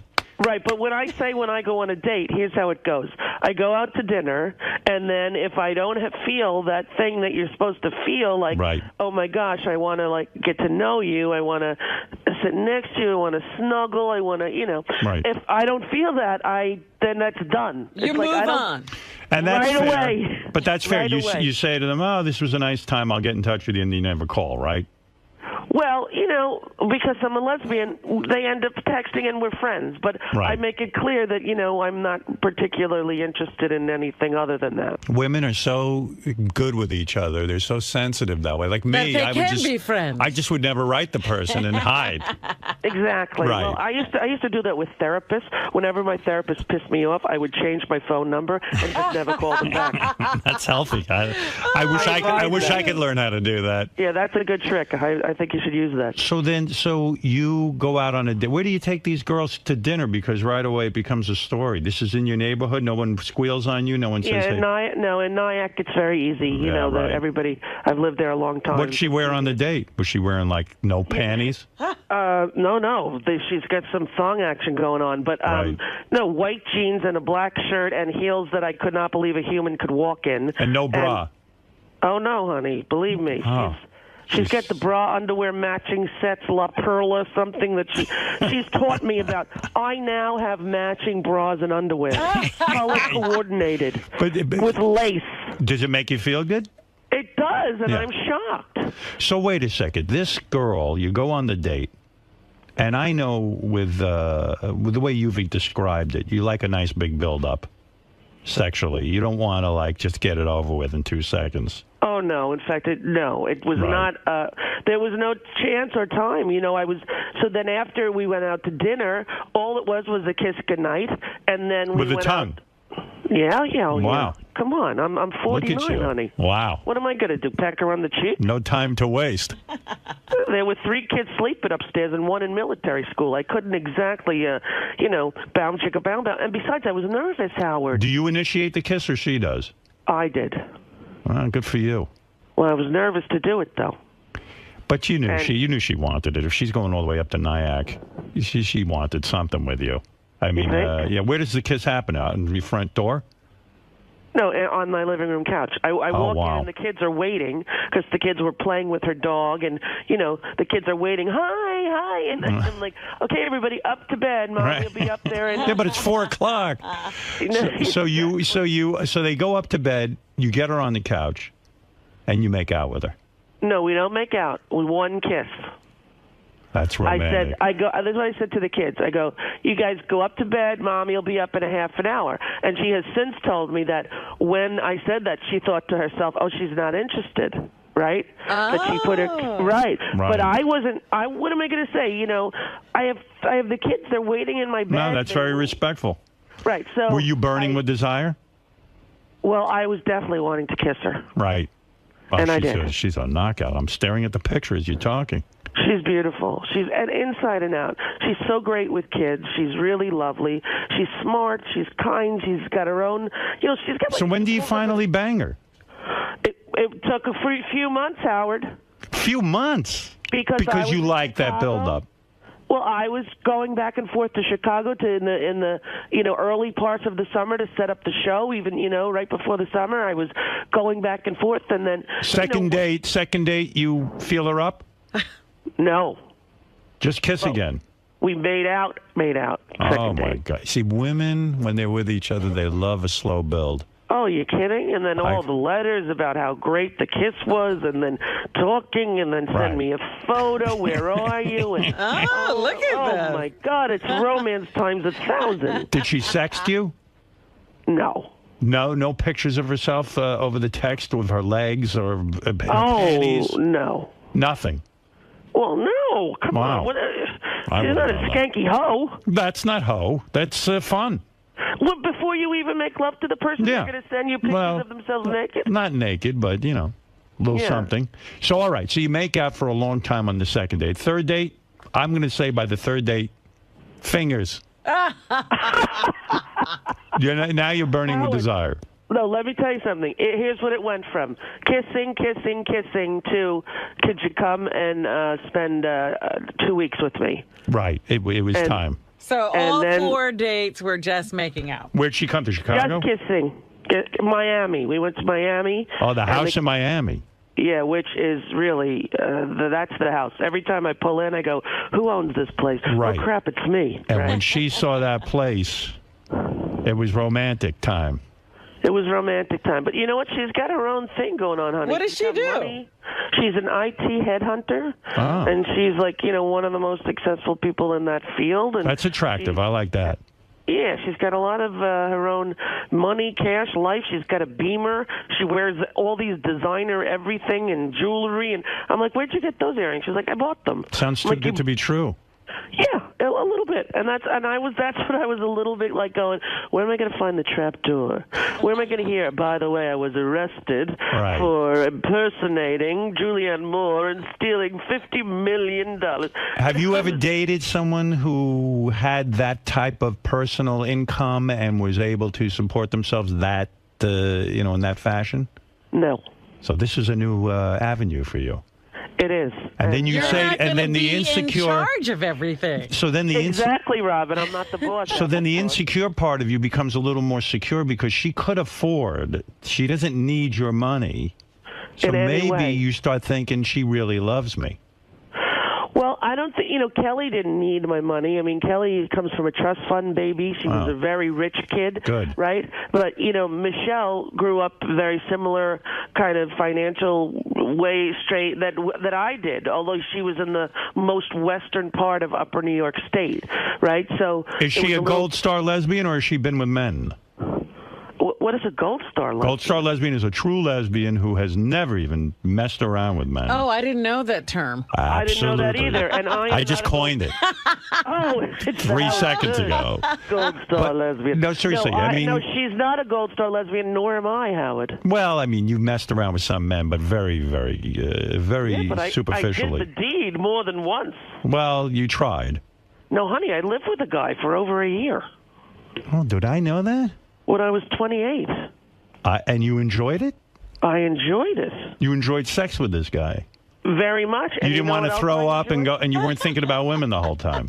No, you know what else I enjoyed? Going, to the supermarket with him, before the football game on Sunday and getting, the beer, chips, and nachos and having the cashier say, oh, how long have you guys been dating? And it was all of a sudden to be accepted in the world, not having to have who you're with be invisible and people pretend they didn't know. And, listen, it's a long time ago. It's over 20 years ago, right? So you're bisexual. No, I'm not. I'm definitely gay. Right. But I see a handsome man, I'm not dead. I look and there's a sexy hot guy, I go, look at him. I don't necessarily want him naked in my bed, but I would like him to maybe tidy up around my house. It must be painful for you when you're around me because I'm so handsome. I'm telling you. It must be confusing for you. If I even went close to you, Jeanette Barber would have my head because... Did the guy get you off? I mean, were you able to have an orgasm with him? Oh, gosh, yes, honey. No kidding. Everything works downtown. It's not like lesbians don't function without the right car key. No, but I have many friends who are lesbians who say to me, the thought of the penis going in them is so repulsive. Oh, really? Yeah, that they can't No, even... well, I don't think that could possibly be true because there's a lot of... Yeah, who are you talking to? I have Where friends. is this? What are you, women who... What? All right, that's the second thing I made up. I figured. Gold star lesbian in that. And all of your lesbian friends who are repulsed by penises. Well, but I have male friends who are gay and who have said to me, they quite frankly, they go to me, ugh, pussy is disgusting. Okay, I have a friend, Dan, and he went for the first time when he was 30 to a bachelor party at a strip joint, and he was there, and his friend supposedly didn't know he was gay. The woman was on the stage, spread her legs in front of them, and he said loud, and everyone heard, oh, my God, it looks like roast beef. Right.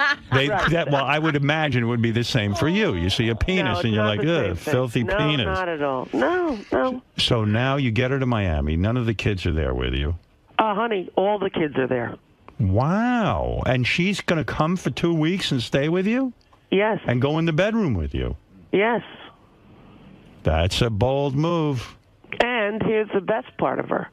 So we're in second night. We're in the bed. The kids. We've put the kids to bed. They're asleep. We're in the bedroom. All of a sudden, knock, knock, knock. Come in, and in comes Vivi. I can't sleep in my room, and I'm thinking, oh dear God. And then in comes Blakey. Mom, if Vivi's gonna stay in here. And the hot girlfriend is laying there in lingerie and. Yeah. And you know what she does? She goes, come on, and moves over. Oh, that was a good move on her part. Not only, it's innate. It was an innate thing, and I thought to myself, this is so perfect, right? How was the first night of making love? Awkward because I know you're shy. Were you able to get off, or were you so shy that you dried up? No, honey. No, Mommy's on bioidenticals, and trust me, downtown Niagara Falls. Because you're on what? Biomedicals? Bioidentical hormones. Beth doesn't have this yet. When she gets to be my age. Is this because of menopause? Yes, honey. And it introduces female hormones and makes you wetter. If you don't it keeps everything working. It makes Are you on it, Robin? No, I'm fine. No, you're not. You've told me you've had to use KY. Never. I lied. No, you didn't. I did not. She made that up. That's like the Astro Glide Star hetero. Do you have to worry about safe sex the first time you're with her? Like, do you guys go get checked out, or you have to do dental dams and all that? No. Dental dam. Yeah, dental dam. You know, it's very, very rare for a woman to give another woman a sexually transmitted disease. Well, could I tell you what I just read? It doesn't happen. You want to know? You want to know what I just read? What? That when oral sex occurs, like if I go down on a woman, that now they think it's a leading cause of throat cancer. Because, yeah, it was in the New York Times. I'm not making this up from some tabloid. I'm talking about the greatest newspaper in the world. If you go down on a woman and you get the human papillomavirus in your throat, that's different. Yeah, you get throat cancer 9 times out of 10. But that's if somebody has HPV, if they have warts. Right. Which I would hope you would notice while you were downtown. Please. What am I go down there with a flashlight? Honey, you could... I have my eyes closed. Warts, babe, warts, they're very... You could feel it with your hopefully very skilled tongue. So you're telling me the first night she comes to Miami, kids go to bed, she marches herself up to your bedroom with you, and lovemaking begins. Yes, but honey, I was already in love with her. Right? No, I understand you're in love. She's there, but now it's time to physically act out your love. Yeah, right. And so does she remove? Do you remove her clothing one piece at a time, very slowly? Oh no, like Howard, this feels like a Penthouse Forum letter. All Of course I can tell it you does. is, let me tell you this. It was really, really lovely, and like everyone else, when you're initially with somebody and you love them and you first have sex, it's kind of awkward because it's a new person and you don't know, and then as you're together, it's it's better and better and better and better. No vibrators? No. Just fingers?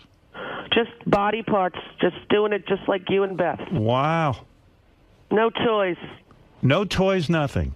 Pure human love. Pure skin on skin. That's And when it. she took her clothes off, was it amazing? Every time that she does, it is. In other words, no I cellulite. say to her, you look like a Barbie. You look like a human Barbie. And right? she loves when you say that. That's the thing. Here's something I found out that's shocking. That women who are beautiful, like Beth, like Mish, I assumed in my life that those beautiful women know it.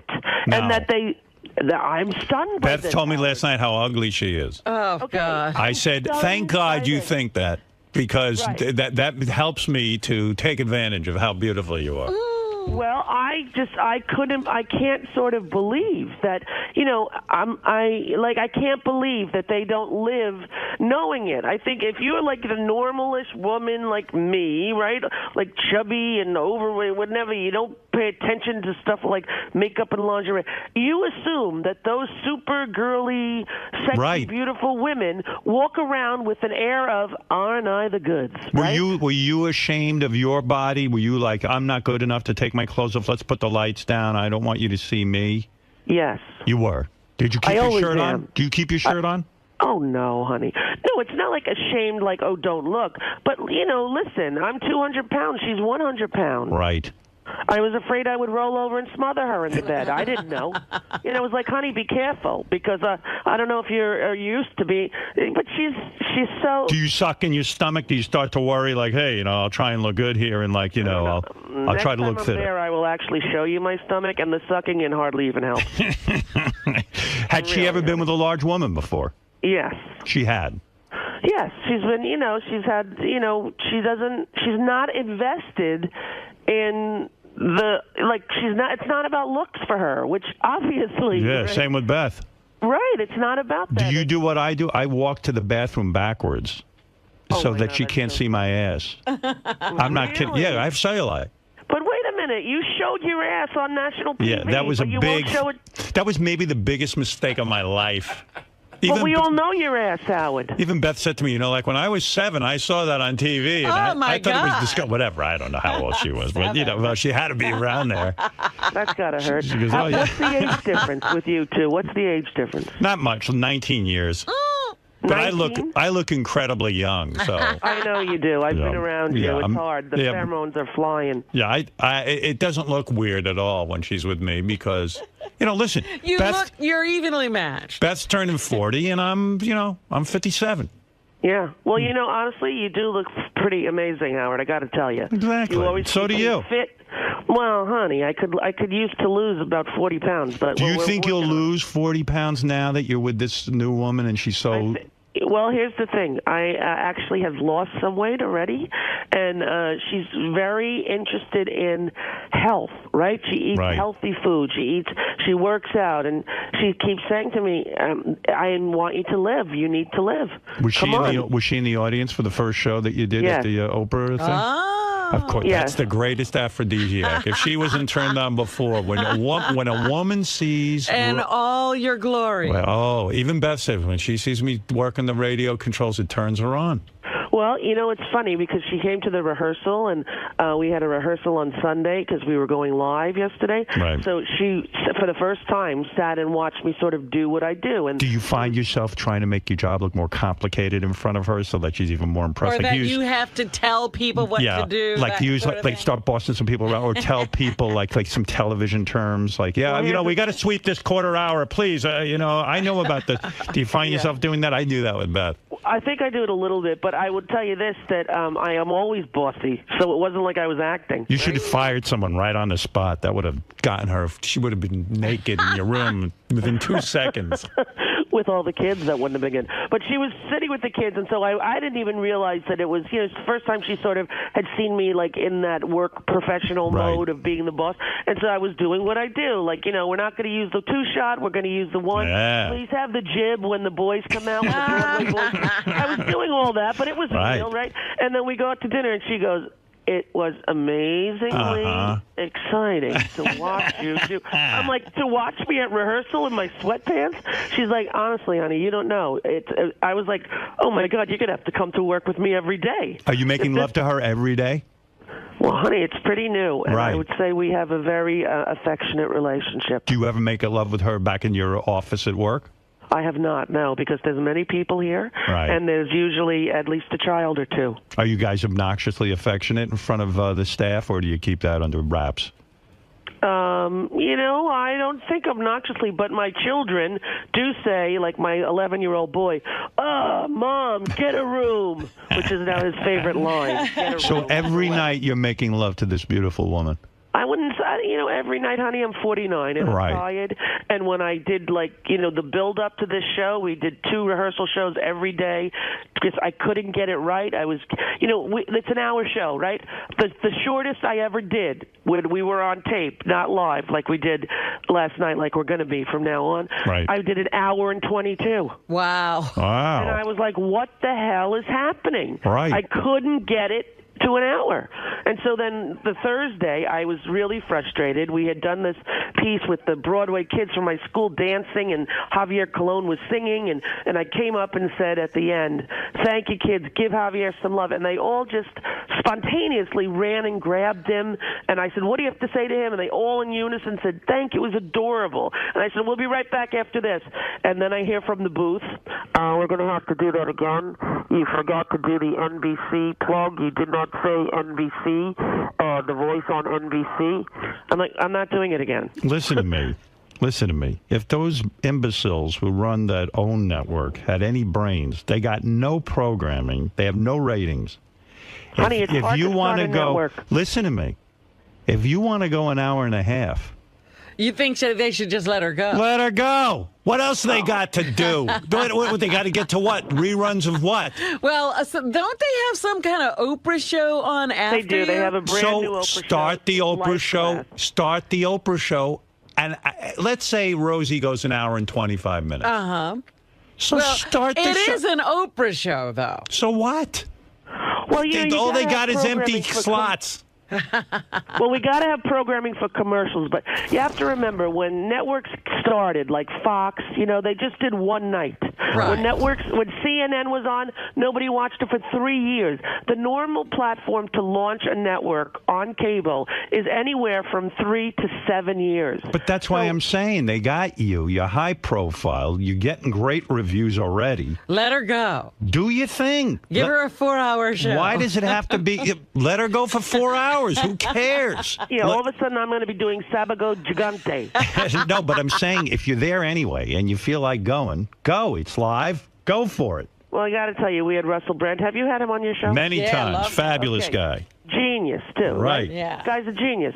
And he could have went forever. Right. I actually hated it. Hated having to say, we'll be right back with the game. I wanted to just stay with them. So why didn't you? And then we have an hour. It's a regular TV show. We have an hour. But why can't you say, listen, they've got nothing on. The entire day gets 0 ratings. Well, they got Rosie has a new girlfriend. She wants to get back to her. No, she doesn't. Listen, she's got plenty of time. How long can you, in a session, can you make love to her? I know gay women will go for hours. Yeah. Of course we will. Right. Because there's no, it's not as though one and we're done. I have to run out and get a blue pill, right? There's lots of caressing and touching and all the stuff that apparently bores you men. Well, that we you know what? do for hours. I'll let you know something. I'll let you in on a secret about this man. Yeah. I like all that stuff. But I've heard that about Beth is bored, but she wants it. Get off. She's like, let's go. Oh, really? Oh, Stop yeah. with all the fooling around. She doesn't. She is very different. Well, she's definitely not a lesbian, I can tell you that, Howard. No, she's not.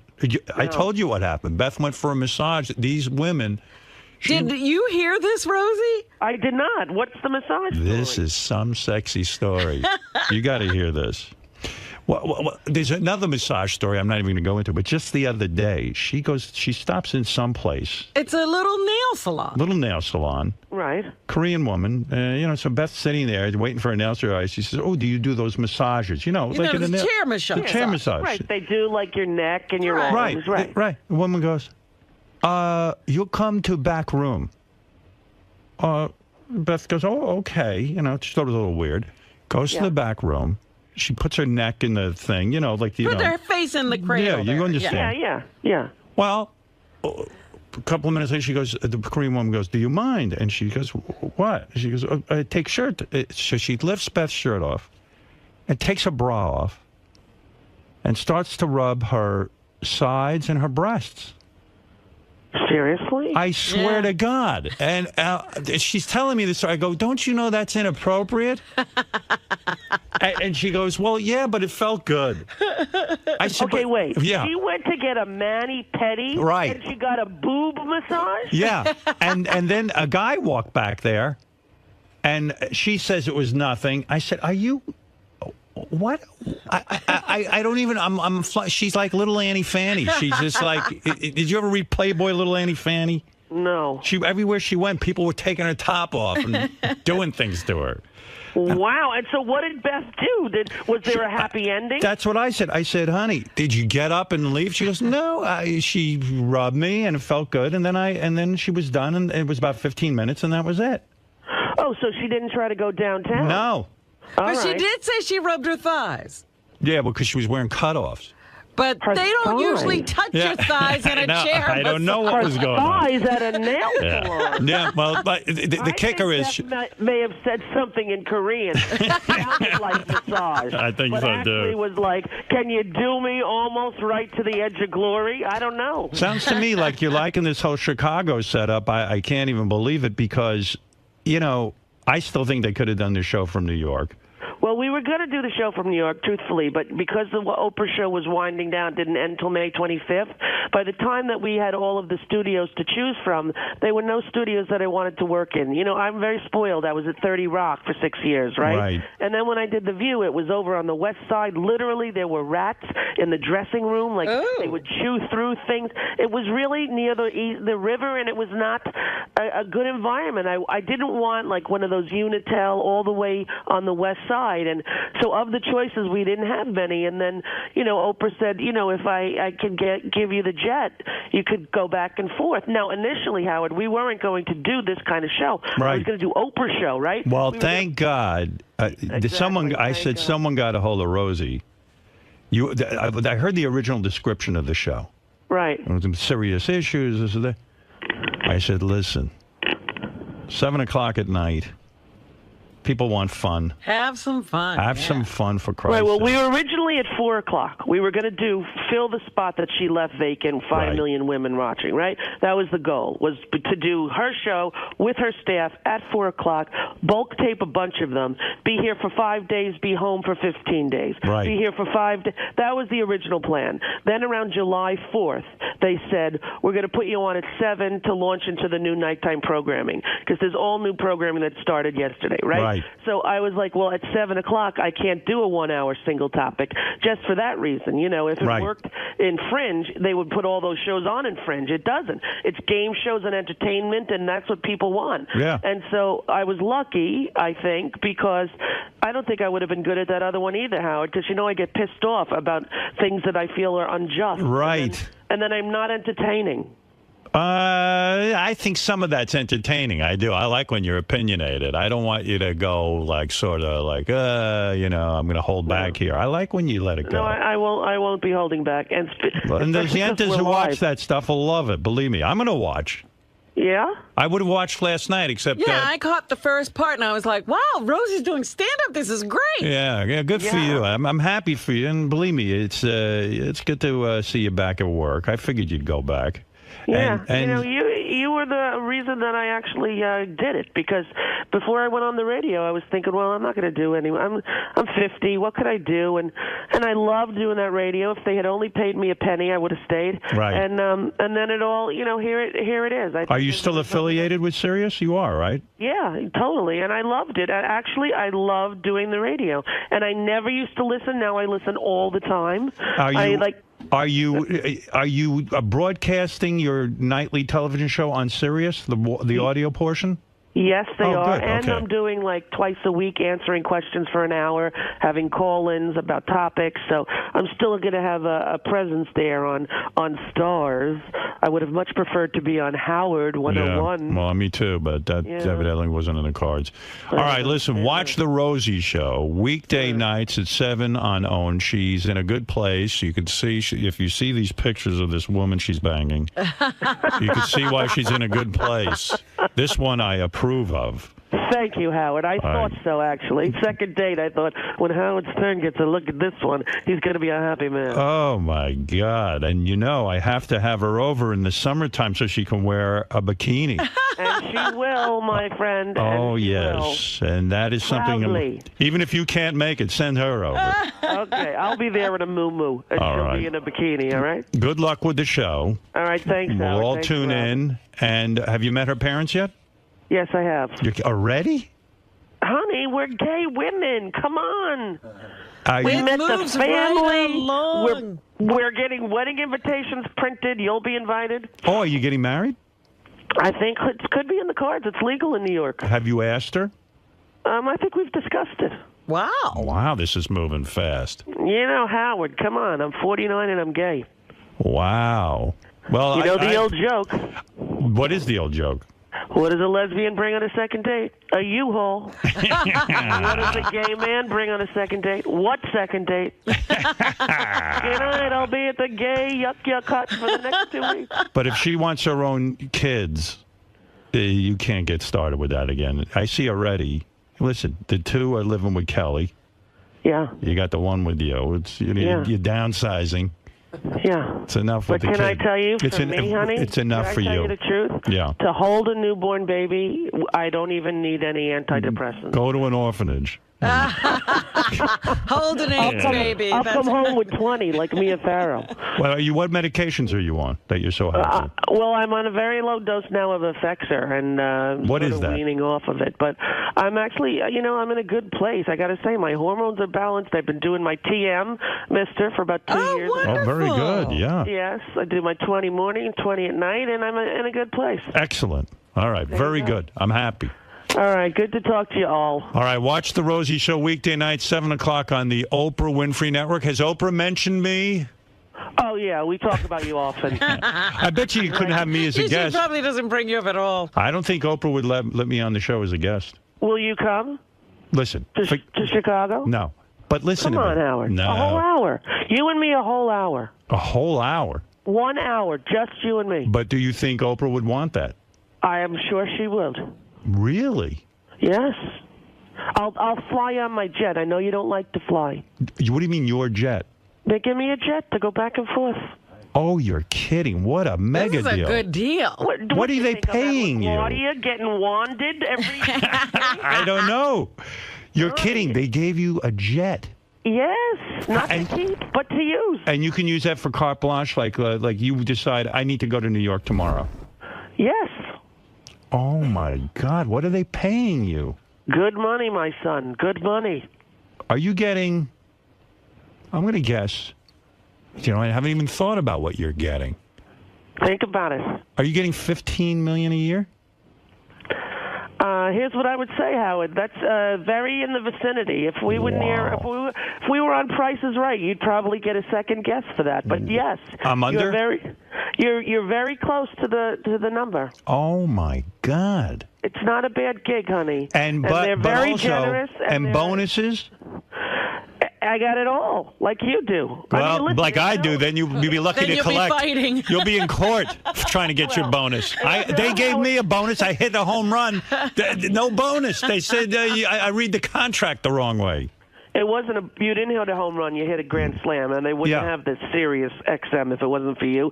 But it's no $100 million deal, honey. But believe me, it's going to take care of everything I need. Whoa, that's beautiful. It's a good thing. Good for you. And listen, can I tell you, if I find a Gold Star lesbian, I'm going to call in with her, all right? Yeah. Hey, where is your girlfriend? Is she there with you? She's with my daughter, taking her to school right now. Oh, boy, she really is moving She's fast. moved right into the chores and everything. Yeah. Honey, she knows what she's doing. She figured out how to work the remotes in the new house. That's why she can never leave. I'll never be able to watch TV. Next time you call in, have her at your bedside. All right, baby. And, you'll leave the phone down. You won't tell her I'm on the air, and I'll listen to your lovemaking. All right. All right? That's a deal. And what are the kids calling her? Hot Mommy? What are they calling her? Well, it's funny how they used to call me More Mama, right? She said, what name do you want them to call you? And she said, how about Mini Mama? I'm like, that's pretty funny. But it's cute because, like, my daughter, she drives my daughter to school, Chelsea, and Chelsea brought her into the school, and everybody's like, who's this? And she said, it's my stepmom, right? Which was really touching and beautiful. And it's good. It's all good. She's really lovely. And we will all have dinner, I swear to God, and we'll make it work. You will not go to the Hamptons every weekend. Right. You will meet me in the city. No, I'm looking forward to it.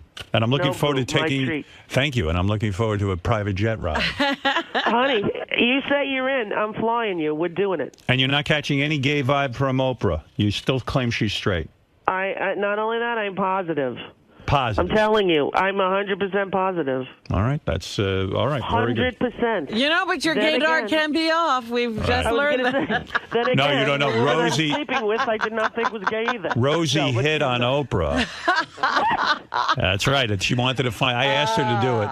Oh God, Howard. Hey, by the way, you'll never be on the show. Shut the hell up. Here's something we can talk about sometime when we get together. All right. So I was invited to a party at someone's house. Yeah. I walk in, they say, Barbra Streisand wants to talk to you. Oh, my Lord. When was this? This was over the summer. I told you to come out. Holy... And so, listen. Whose house? Sandy Gallon? Something? No. A woman named Donna. Okay. I go over there, and they say, Barbara, out of everyone here, wants to speak with you. Yeah.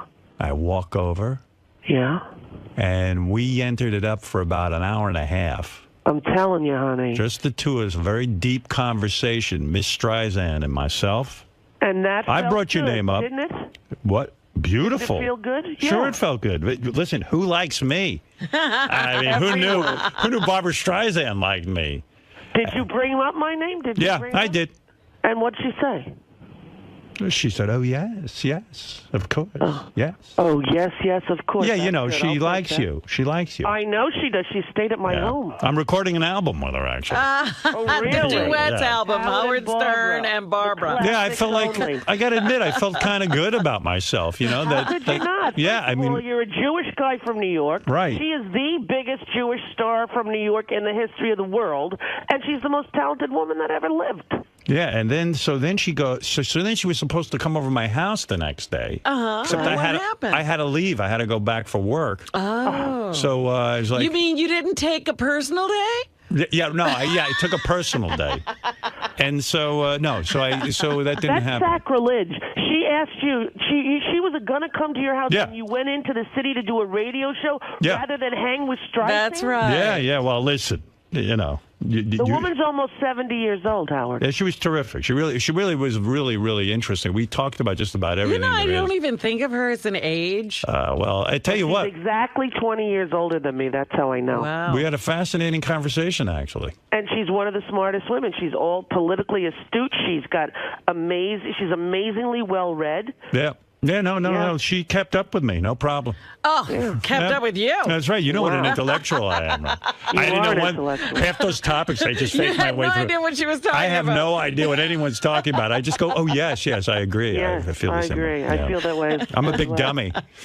Anyway, listen, but I'll tell you about that sometime. All right, but listen, Yeah, you guys have things to talk about. Invited to your house again. You cancel show the next day, and you call me, and I will fly in All right, you got it. to the Hamptons. Imagine that. That'd be some scene. All right, listen, watch Rosie's show weekday night, 7 o'clock on Yeah. OWN. She's back on TV and getting fabulous reviews, and I will be watching too. All right, Rosie. All right, thanks. Bye, All right, guys. have fun. Bye. Bye-bye. All right, bye. Right. All right. There you go.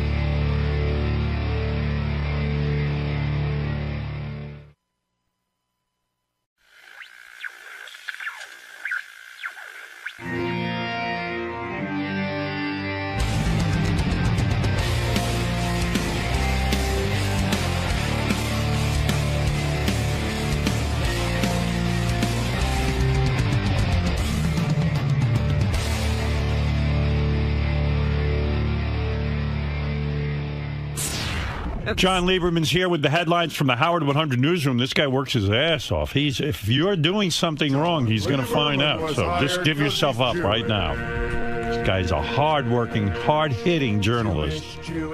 Yes, John. Scott the engineer has once again been approached by the Professional Bowlers Association to play in their upcoming World Series of Bowling tournament.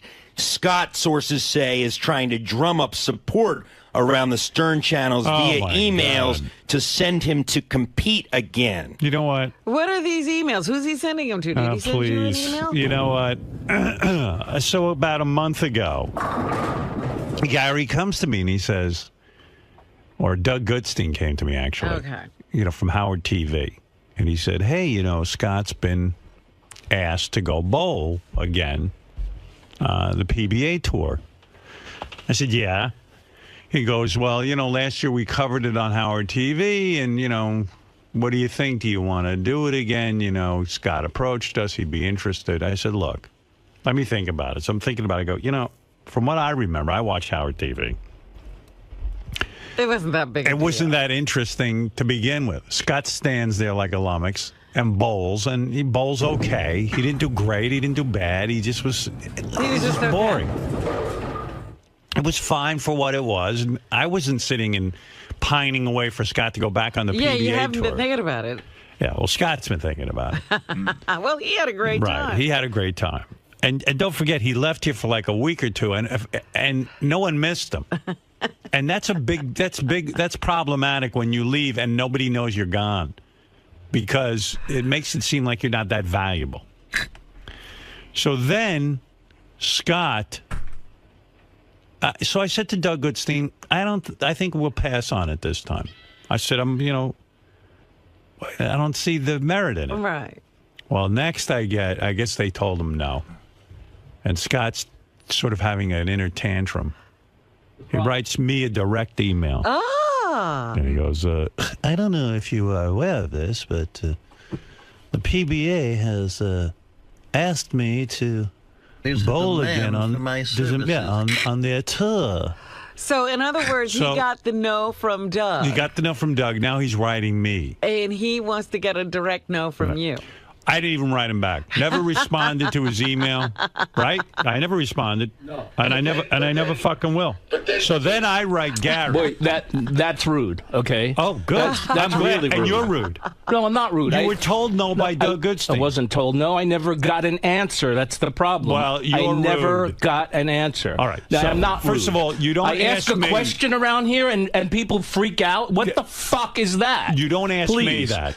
I don't You don't ask bother me. When do you Don't ever bother write me? you. Yeah, don't bother me. Wow.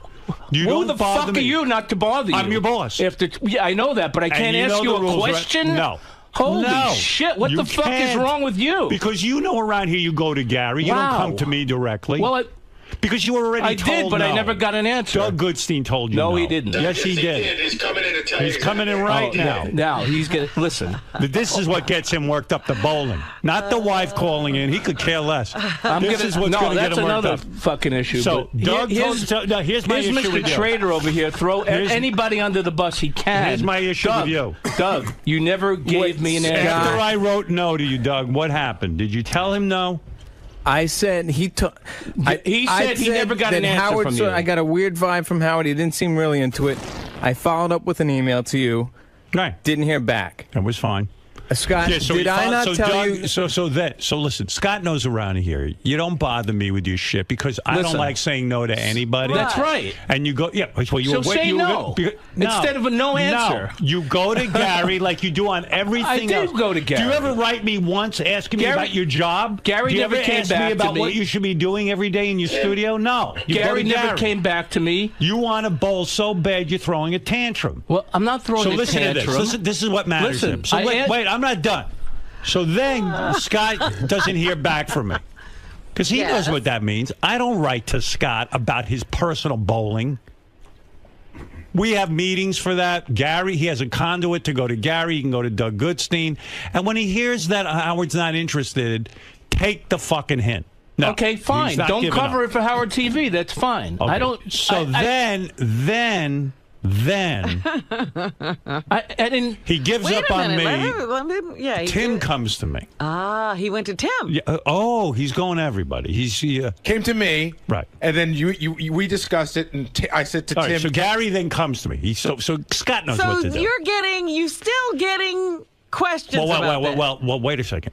In between Gary, I walk by Scott's studio, and Scott says to me, I want to go bowling, something along those lines. So I had just come off the air. My head was fucking spinning. Hey Howard, Doug sent you a thing about the bowling tournament. Yeah. Do you have any problem? I can't deal with it now because I just want to take a break. Go ahead. I'm sorry. I'm going to talk to Tim. I'll talk to Gary and find out what's going on. Okay. Thanks. All right. Appreciate it.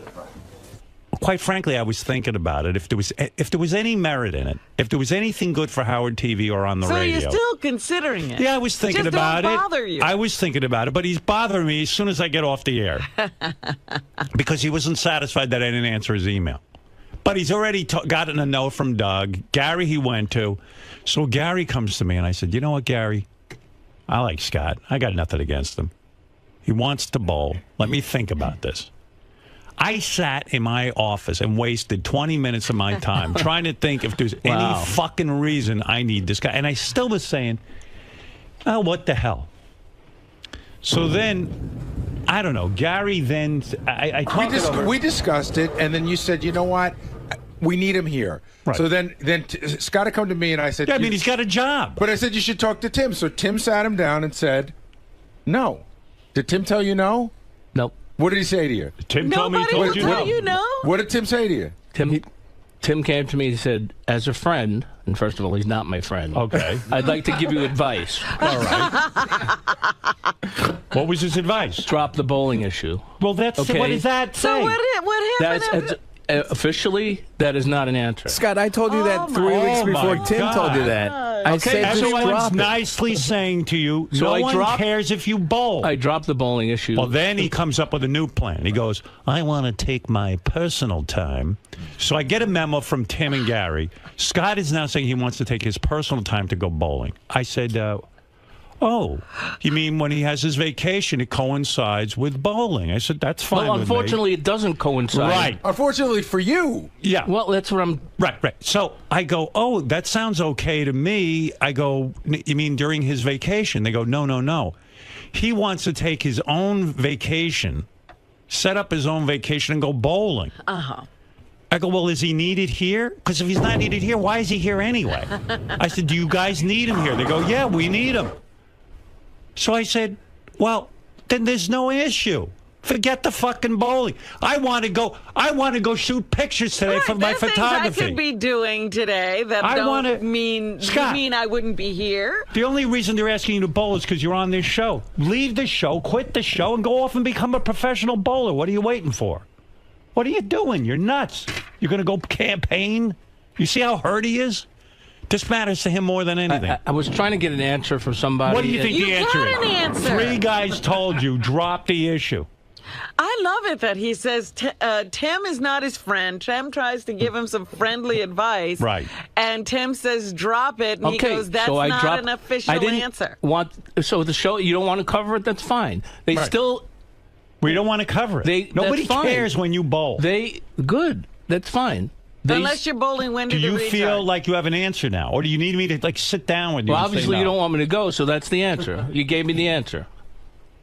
Listen, you gave me the answer. I want you to have everything in life you should have. I get it. But you got a job. Listen, you're not 12 years old. No, I'm not 12 You got a job. Okay, so... Either you're needed here. I asked around. I said, does anyone need Scott here? They told me yes. I was shocked. Oh, wow. As much as you are. Yeah, Isn't it nice that people need you? Very nice. So that's more important than going to fucking bowl. What is it? Is there some free time you have that you could participate in this a little bit? No, unfortunately, it happens during a week that the show is here. Oh. 3 days, Well, there you go. So there's your answer. You can't bowl. Okay. Wow. I got an answer. Right. I was looking for an answer. You didn't have an answer. You got 5 answers. You got 20 answers from 20 Doug people. Doug never gave me an answer. Gary never gave me an answer. You never gave me an answer. What did Doug say to you? Off the record. Doug said, we're not interested. Tim said, hey, drop the bowling issue. No one's interested. Gary said to you, it's not going to happen. Okay, so fine. What answer were you looking for? As far as writing me, the one time you wrote me a personal note is to ask about bowling. I don't know whether you're needed around here for bowling. I mean, it's an outrageous question. I don't have anything to do with that. Gary around here answers all of your questions. Okay. That's the pack. All of a sudden, you break protocol around here, but I'm bowling. Meanwhile, you got the answer from 20 guys. I went to Doug first. I didn't go to you. You went to Doug. And you he went gave to you Gary. an answer. Doug showed interest, and he said it would be a good follow-up. Right. Okay, that's Doug. And I told Doug he's out of his fucking mind. Because we do the behind-the-scenes show. Now it'd be more... Scott, it's boring. Okay. Watching you bowl is like watching paint dry. You get it. My I get fans it. I get who it. pay for Howard TV don't want to sit and look at your fucking bowling. I get it. I know this. Listen, I'm sorry. I want to do something today, too. I don't want to be here today. What should I do? Who am I going to cry to? Really? Then I was just asking for some personal time off, 3 days. Listen to me. Yeah. Personal time. I want personal time. Oh my God! You really do? Yeah. Okay. You don't get it. You still don't get enough. Scott, can I have? No, I don't. I want more personal time. Can I have it? You could have, obviously, you're laughing about my personal time. Your personal time matters. Mine doesn't. I didn't say it doesn't, but personal time. I said to Gary, I never heard this around here. What is personal time? It's vacation time that I get from the company. No, wait a second. I said if it's Scott's vacation, of course he can have it. Well, it's vacation time. But I heard time. that you have scheduled vacation. It's not, right? And Gary explained this. Explain it to him again. Okay. Personal vacation time is vacation time that you get. We've all agreed, since we've all worked here, that we all take vacation together. Otherwise, it's anarchy. I do that. Personal days.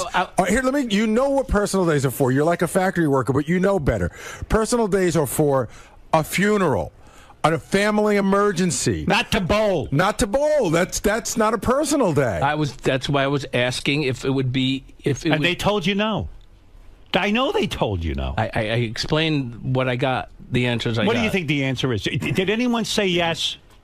No one said yes. Did anyone say it was a good idea? Did anyone say, I think this might work? Tim said to you, I would drop this if I were you, Scott. Your boss, your direct boss said, I would drop this. Listen, I got news for you. I'm going to give you some advice. As your friend, I consider myself a friend of yours. Maybe not Tim. Maybe you don't consider him a friend. The kind of passion you have for this bowling is the passion you should have for when my equipment breaks. I do. Okay. That's what you should be excited about. Forget bowling. Bowling is for going once a week with your friends. You get a little drunk. You get away from the wife. And you sit there and you throw that stupid ball at those dumb fucking pins. Right. The way he yelled at you, Howard, when he walked in, I wish I heard that tone of voice when Lady Gaga's microphone didn't work. Right. You'll never see him erupt. Except for he erupted. Yeah. Oh, the bowling. Well, I never got an answer. That's what, you know. But you did. You got an answer. You didn't want to hear what you heard. He said, drop the bowling. I said, okay, I'll take. So let me take a couple of days off. That's not dropping it. A couple of days off to go bowl?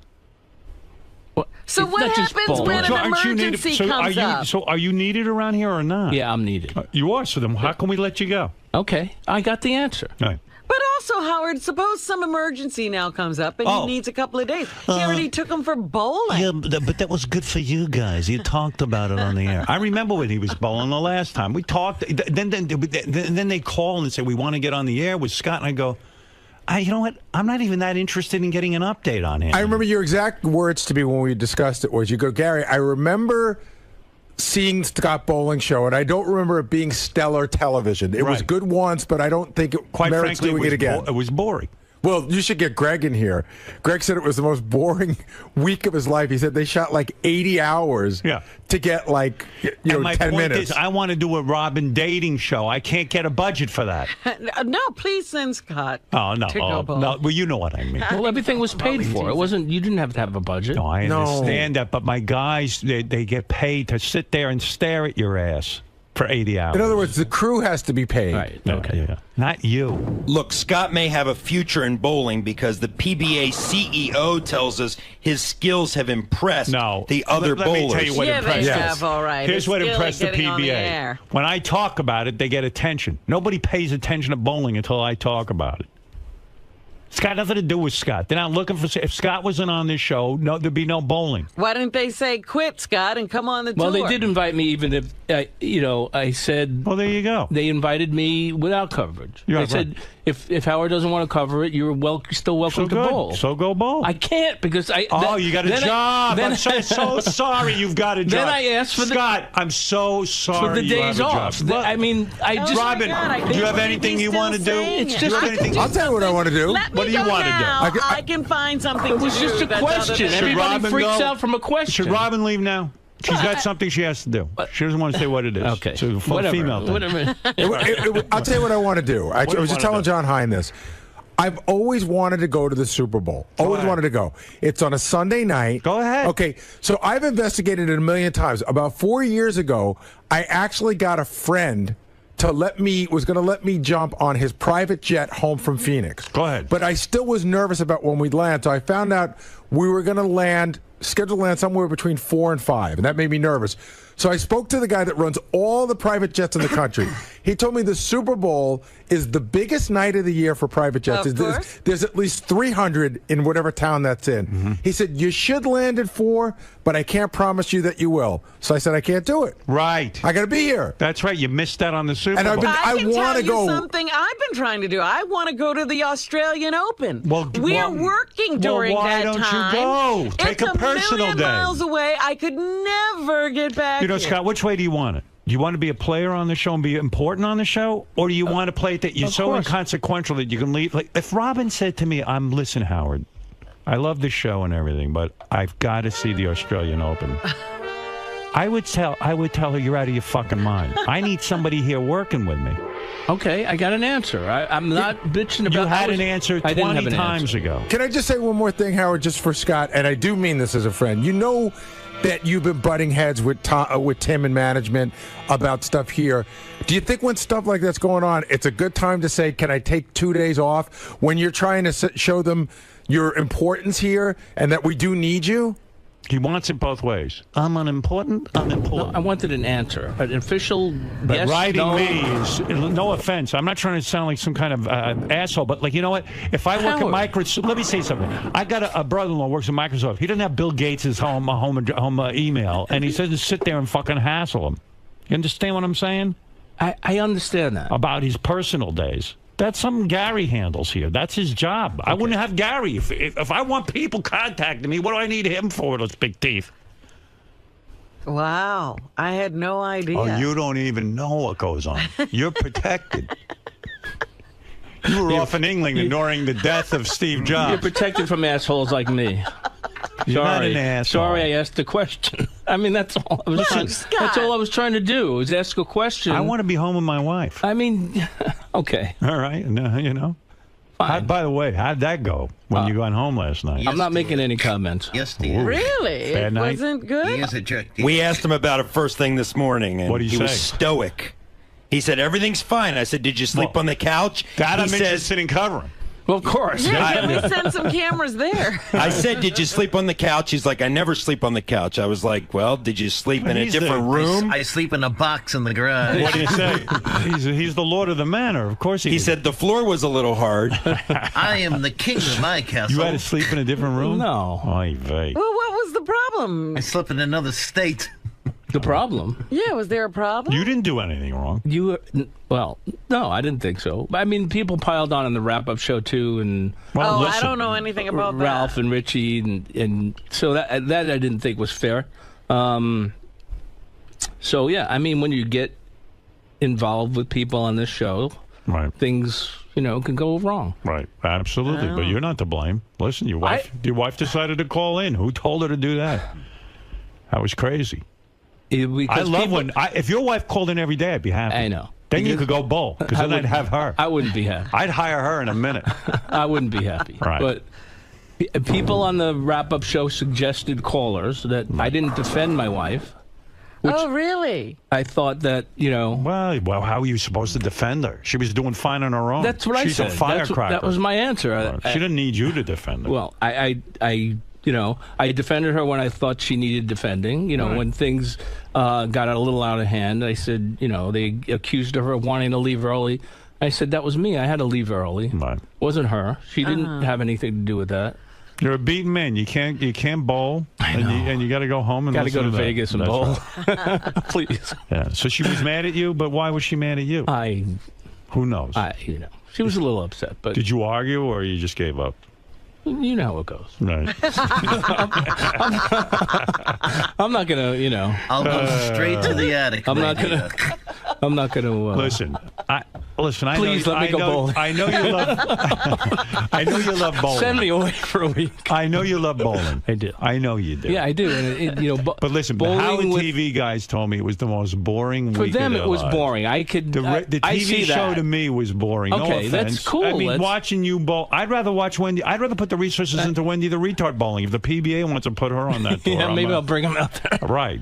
But, no, I get it. It's not exciting. It really. I mean, it's That's terrible. why bowling is having a problem. I mean, but if you're asking me, and I don't like to get involved in this, but I would rather have my engineer here with me than hear that you're off bowling, which I can't really do anything with. Okay, that's fine. You know, It would be another thing if you were top of the PGA Tour, and if you don't go, you're going to miss $100 million payday. And you know what was weird? Like, the whole premise was that, like, Scott's a good enough bowler that maybe he'll win the whole thing. No. Not only didn't he win the whole thing, like he wasn't even qualified. He was just sort of at the bottom. He wasn't the worst bowler. He wasn't a great bowler. It was just such a disappointment on every level. I'm not going to win the whole thing, obviously. Those guys are so good that, I mean, it's. Well, we know. And you're boring, and it was that's boring. the only reason to take time off if you're the greatest. Like, if Scott was bowling naked, okay, then I could see it'd be funny. All right, then we can work something out. Once.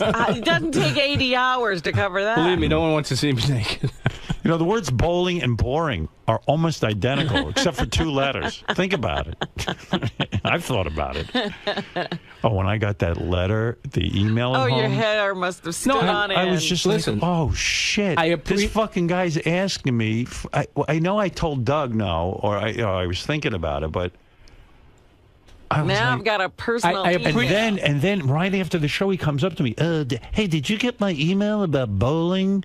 And I was like, Scott, I'm on it. I'm aware of it. You know, someone will get back to you. What is it that gets into people around here? No, I was being pressured for an answer. They know that they're irritating you. Right. But they do it anyway. I didn't want to irritate because they know I'm a nice guy. Most guys would just fire him. That's right. They were just like, they'd say, listen, get him out of here. Yeah. He asked a question, get him out of here. Right. No, you can ask me anything you want, but when it comes to that kind of stuff, that's Gary's job. You know what Gary's job is. I appreciate you value me as an employee, and you want me here. Yeah, that's right. I get it. Yeah, what are we paying you for? No, I get it. I understand, and I'm grateful for that. All right, so go get to work. Okay. All right. Thank you. Thank you. Yeah, leave it there. Yeah, leave it there. Get to work. Get passionate. You don't know what goes on. And you saw how he came in? The way I mean, that was amazing. It's been festering. Like Uncle Fester. Everyone. You know, he looks like an answer. He looks like Uncle Fester, and he was festering. Everyone. I thought his head was going to spin. That vein popping out scared me. Yeah, and I mean, you've covered war. I've seen a lot. I've been to Iraq. I've been to Guantanamo Bay.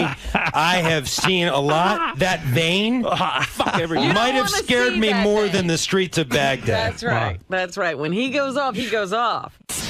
Gary, you've seen Scott over the years get in these types of situations. I haven't seen him this angry since he didn't get his push-up money. I mean, he was screaming. He's like, "Oh, you're a fucking big shit." I was like, "Wow, is he?" I thought maybe Fred was playing a tape or something. I couldn't believe he was yelling at Howard like that about something like this. Why, it seems like he's cooled down in recent years. He doesn't have these big blow-ups. Why is he so passionate? Like, why is this so important? Okay, he loves to bowl. It's something that's really he loves to do. It would be like his version of bowling is me going on tour with Bruce Springsteen. I can't explain to you why he loves bowling, but he loves it. So I get that. I get that this is something that means a lot to him. But everybody on the show has made a sacrifice for something that means a lot to them. Listen, I missed my best friend's wedding. That's no fucking bullshit. My best fucking friend. I was in the wedding party, and I missed it because it was the same night that we were doing a pay-per-view. And Howard goes, "I fucking need you here." And I missed my best friend's wedding. These are sacrifices you make, man. And why doesn't... Because like I was saying, he seems to have learned his lesson with these blow-ups, but this one just... He cannot let it go, and he's that passionate about bowling. Yeah, I mean, I think that it's a couple of days away from home. It's fun. It's something that he loves to do. It makes, when he goes there, they treat him like a big wheel. So I understand all the reasons why you'd want to do it. But we have this. For once, the sad sack is being treated like a king. And Howard taught me this lesson a long time ago. There was something going on where I was doing an appearance, and the appearance made me late for work or somehow interfered with something. And Howard said to me, "If we don't have this, there's none of that. If we don't have this show, nobody's going to hire you for fucking appearance. Nobody's going to send you to go bowling. No one's sending you to the Super Bowl. Without this, doing this correctly, all the rest of that shit goes away." And so early on, I learned that this is the most important thing. This is the core of what everything else emanates from. And all of your passion and all of your drive should be concentrated solely on this foundation, which is the show that... Yeah, and then everything else is extra that you can pull off. Everything else is gravy. Howard alluded to the fact that you know, his brother-in-law that worked for Microsoft doesn't have direct access to Bill Gates. Has our staff gotten too comfortable with Howard? Well, you know what? That's a tough thing. We have a very small staff. We've all been together a long time. Scott's known Howard for 25 plus years, and Howard's given everyone access. You have access to him. You could write him on Lotus Notes. Everyone has access to Howard. So, you know, I wouldn't have done what Scott did, but Howard shouldn't be too surprised when that happens. If you're going to give people access, people are going to abuse it. Howard thinks when you give people access, everyone's going to think like him and respect it. But everybody doesn't respect everything in the world. That's a problem. So Scott's not necessarily so far off base or so wrong for emailing him directly, but... No, I think he's wrong for doing it. I think Howard should be surprised. I don't think Howard should be so surprised about it. And he's also needling everyone around here to begin. I mean, this is where the... Oh, my God. Yeah, no, the news department said to me, you know, everybody knew what was going on. I mean, Scott went to the news department basically drumming up this story so that this would happen, hoping that it would be, let's let Scott go bowling. And now that it's come on the heels of the fact that, you know, his wife was on the air yesterday, it's kind of like the perfect storm for Scott's anger. Well, I do understand why he wants to go bowling. You know what he was doing to me for weeks? He would try to guilt me to doing more after I said, dude, the door's closed. Just drop it. He would say, you know, you really fucked me. You know how much this means to me? Like, you need a thanks. But how did you fuck him? You asked. You didn't make the final decision. No, I told him he didn't want to hear my advice. And my advice was to drop it. I said, listen, I don't understand why everybody was afraid to just tell him flat out no. He came to me. No, he came to me. Just drop it. Here's the thing. He came to me, and I knew the answer was flat out no. But it was Tim's place to tell. And even Tim saying, I would drop this if I were you. I would have said. But after that, he did. But I would have said, we discussed it. We need you here, and the answer's no. I don't know why everyone's fucking tap dancing around. I told him. I said, drop it. Done. No, but you said, but nobody said that. I think what he wanted to hear was Howard said no. Yeah, but that's crazy because 3 people told him facing on behalf of Howard. No, I get it. I understand. Doug, this is vintage Scott, though, right? I mean, when he gets something in his head, it means a lot to him. We all get it. But you have a job. If it was a vacation week, this would be no issue. We'd be there, and he'd be there, and he'd be in all his glory. Here he comes. He's going to kill me. He's going right to me. He's going to blame me for everything. Watch him. Scott. And what's your problem? Why do you lie on the air? Why do you lie? You never gave me an answer. You never gave me an answer. Why do you lie? I can't speak on his behalf, but I told you no reply from him. You told me no reply. Is no. No reply to you. From your email to him means no. Tim told you no. Gary told you no. Gary never just told don't me. take it. Gary never told I didn't lie at all. I told you there are no You told me response he didn't from you didn't get an answer. That's what you told me. And to me means no. When Howard doesn't reply, if he was into it, he would say yes. So he didn't reply. Okay. How do you interpret that? No, drop it. I interpret that in my world as a no answer. Did I tell you? That's how I interpret it. When somebody doesn't answer, that's not a yes or a no. Did I tell you 10 times that you asked me to drop it? Did I? Okay, so I dropped you covering it. Yeah, but I dropped the whole thing, not just me. I said just drop the whole thing. TV, drop everything. The PBA was still willing to have me there without any show involvement at all. I get that it's important to you, but you let your director go away to fucking L.A. with his wife and take a day off. Okay, is that the same thing or not? Well, I'm the boss. You're the boss. Okay, he's the boss. No, he's the boss. Okay, he's the boss. So how come the Pace gets a day off to go with his wife? It wasn't even for him to go to L.A. and get a day off, and everybody's fine with that. But all of a sudden, the bullshit starts when so don't bullshit me. Because he doesn't work for me. You're comparing apples to You can yell at oranges. him about that. You work here. That's a separate company. So you want to yell at him about that? Let him yell at him about that. I get it, but he's getting on my case about taking the days off. No, I'm not. I would have no problem. It's not my call. I told you from deciphering You got no answer. clear information You with got no answer. replies. In my world, no answer is nothing. It's rude. no answer. That's my world. When somebody can't answer you, then it's rude. Okay? If you ask a simple question, If you get a simple question, you get a simple answer. It wasn't a big fucking deal. One question deserves an answer. Okay? I told him he values my employment. All he would have had to say was, in a response, I guess it's 30 seconds is too much time for him. I get it that you like to bowl, but I need you here. You're a valuable employee. Sorry, maybe next time. End of sentence. That would have ended 1 month ago. All I needed was an answer 1 month ago. The whole thing would have been fucking over. I didn't perpetuate it. He did. He did. That's a valid point. I didn't. Okay. Everybody sent me in a circle. That's a valid point. 2 more quick things, then I got to run. Right. Richard Christie's new Charred Walls of the Damned album comes out today. Yeah. It's called Cold Winds on Timeless Days. Richard will be making some Does appearances he make any in money with Brooklyn these? tonight. He doesn't make any money with this music, does he? I don't think so, but I think he loves doing it, obviously. So. There were a ton of drums in here yesterday. What was he doing? I don't know, but I was thinking about Richard. You know, I got a copy of his record. We ought to play a little bit of it, And, shouldn't we? yeah, I guess. But, you know, it's a funny thing.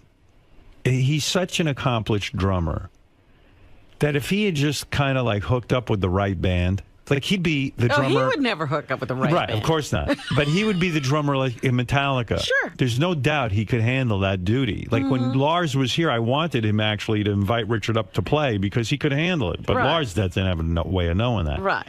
And I said, if the guy had just gotten into with anybody with any half a talent, you know, Metallica or Led Zeppelin type band or someone big. Korn, anything. Korn. Yeah. Korn.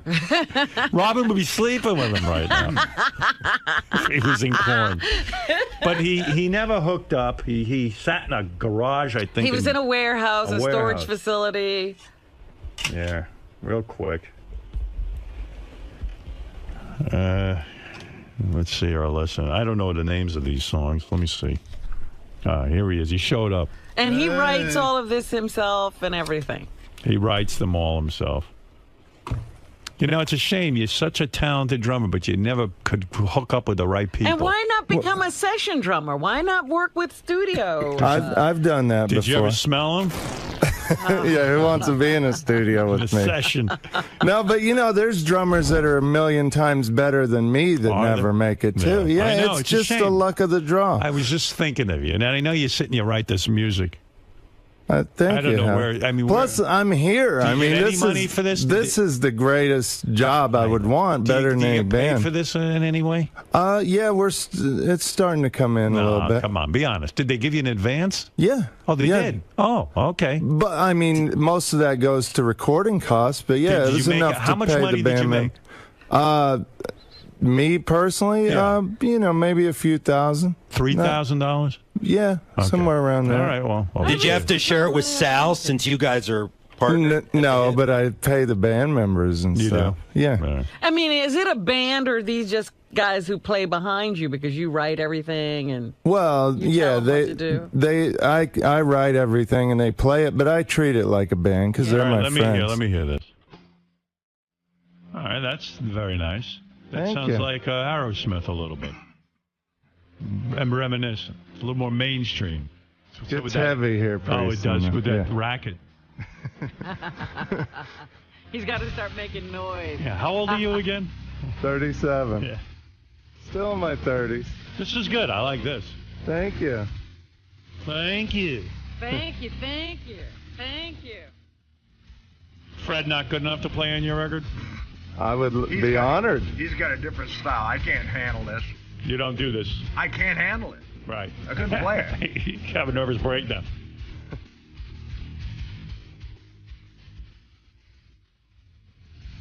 That's good. Thank you. Who's the guy on the guitar? Jason 𝗪𝗂𝗿𝗍, one of my best friends.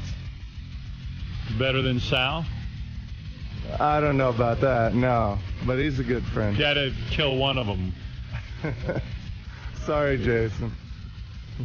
Who's singing? His name's Tim Ripper Owens. He's the guy they made that movie Rockstar about that sang in a Judas Priest cover band and then joined Judas Priest. I thought Mark Wahlberg was in that movie. He plays in that movie. He plays. He's playing him. The singer, yeah. Oh, you mean your friend is who it's based on? Uh-huh. Yeah. I met a guy the other day told me it was based on him, too.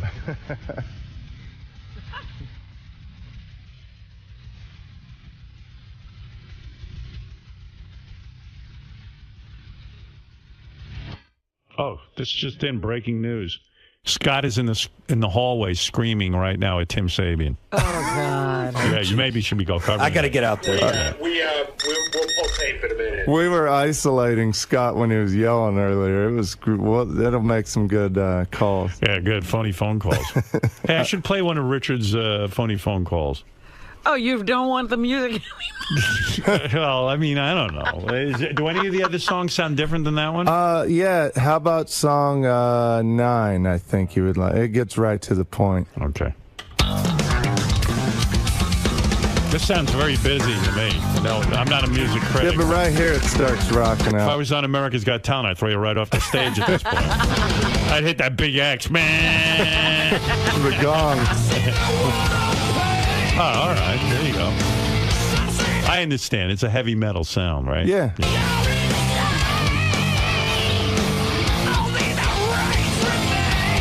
How many people bought the last album? I think we did about 25 or 30,000 worldwide. Right. Yeah. All right. Worldwide. Uh-huh. How many people are in the world, Robin? 7 billion. You saw 30,000. Yeah, but way to go, Steve Jobs Jr. Some kid in Indonesia loves us. Well, we have fans in every We're part going of the to Indonesia. Yeah, we have a tour in someone's living room. This music really touches me. I get emails from kids in even like Iran and countries where they know my music, but they don't know what I do here. They fly into a building, they're playing this song. but they'll see pictures of me licking Sal's balls on the internet, and they're like, "What do you do at your job?" We conquered 3 blocks in Japan. Woof. That's not my cup of tea. There's a song with a pretty acoustic part at the beginning. I like a song I can get a massage to and sleep during it. Well, this is not your album. This is.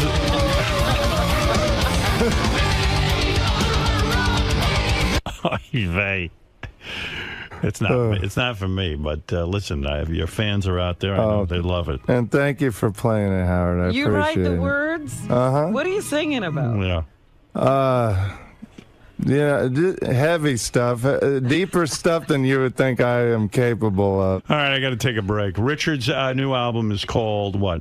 Cold Winds on Timeless Days. Cold Winds on Timeless Days. Charred Walls of the Damned. I was going to say Charles Waltz. Charles Waltz. Charles Waltz. Charles Waltz. Scott, what do you want? You want to get fired? I don't want to. Do you want to get fired? Tim, you always threaten my job. Do you want the job? Do you want the job? You always threaten me with my job. Do you want the job? Of course I want the job. If you think you got to fire me, then do the job. You got to. I do the job. Don't get nasty with me. Okay? You always hang my job over my head, which is pretty fucking rude. Don't hang my job over my head anymore. Go to Gary page 1 real quick, because I'm going to play you some 3 interesting Scott things in a row. Gary page 1? Yeah. We're going to start with him and Tim fighting in the hallway, starting in green. He's really worked up about this. Yes. It's driving me nuts. They have video of this if you wanted it also. 30 seconds is too much time. I get it that you like the bowl, but I need you here. You're a valuable employee. Sorry, maybe next time. And that would have ended 1 month ago. I wish he'd be in charge of something. 1 month ago. The whole thing would have been fucking over. I didn't perpetuate it. He did. He said, go to him. You said, go to him. You said, go to him. He said, I'll talk to him. Everybody said, friendly advice isn't an official. I told you don't do it. Scott, what do you want? You want to get fired? I don't want to. You want to get fired? Tim, you always threaten my job. You want the job?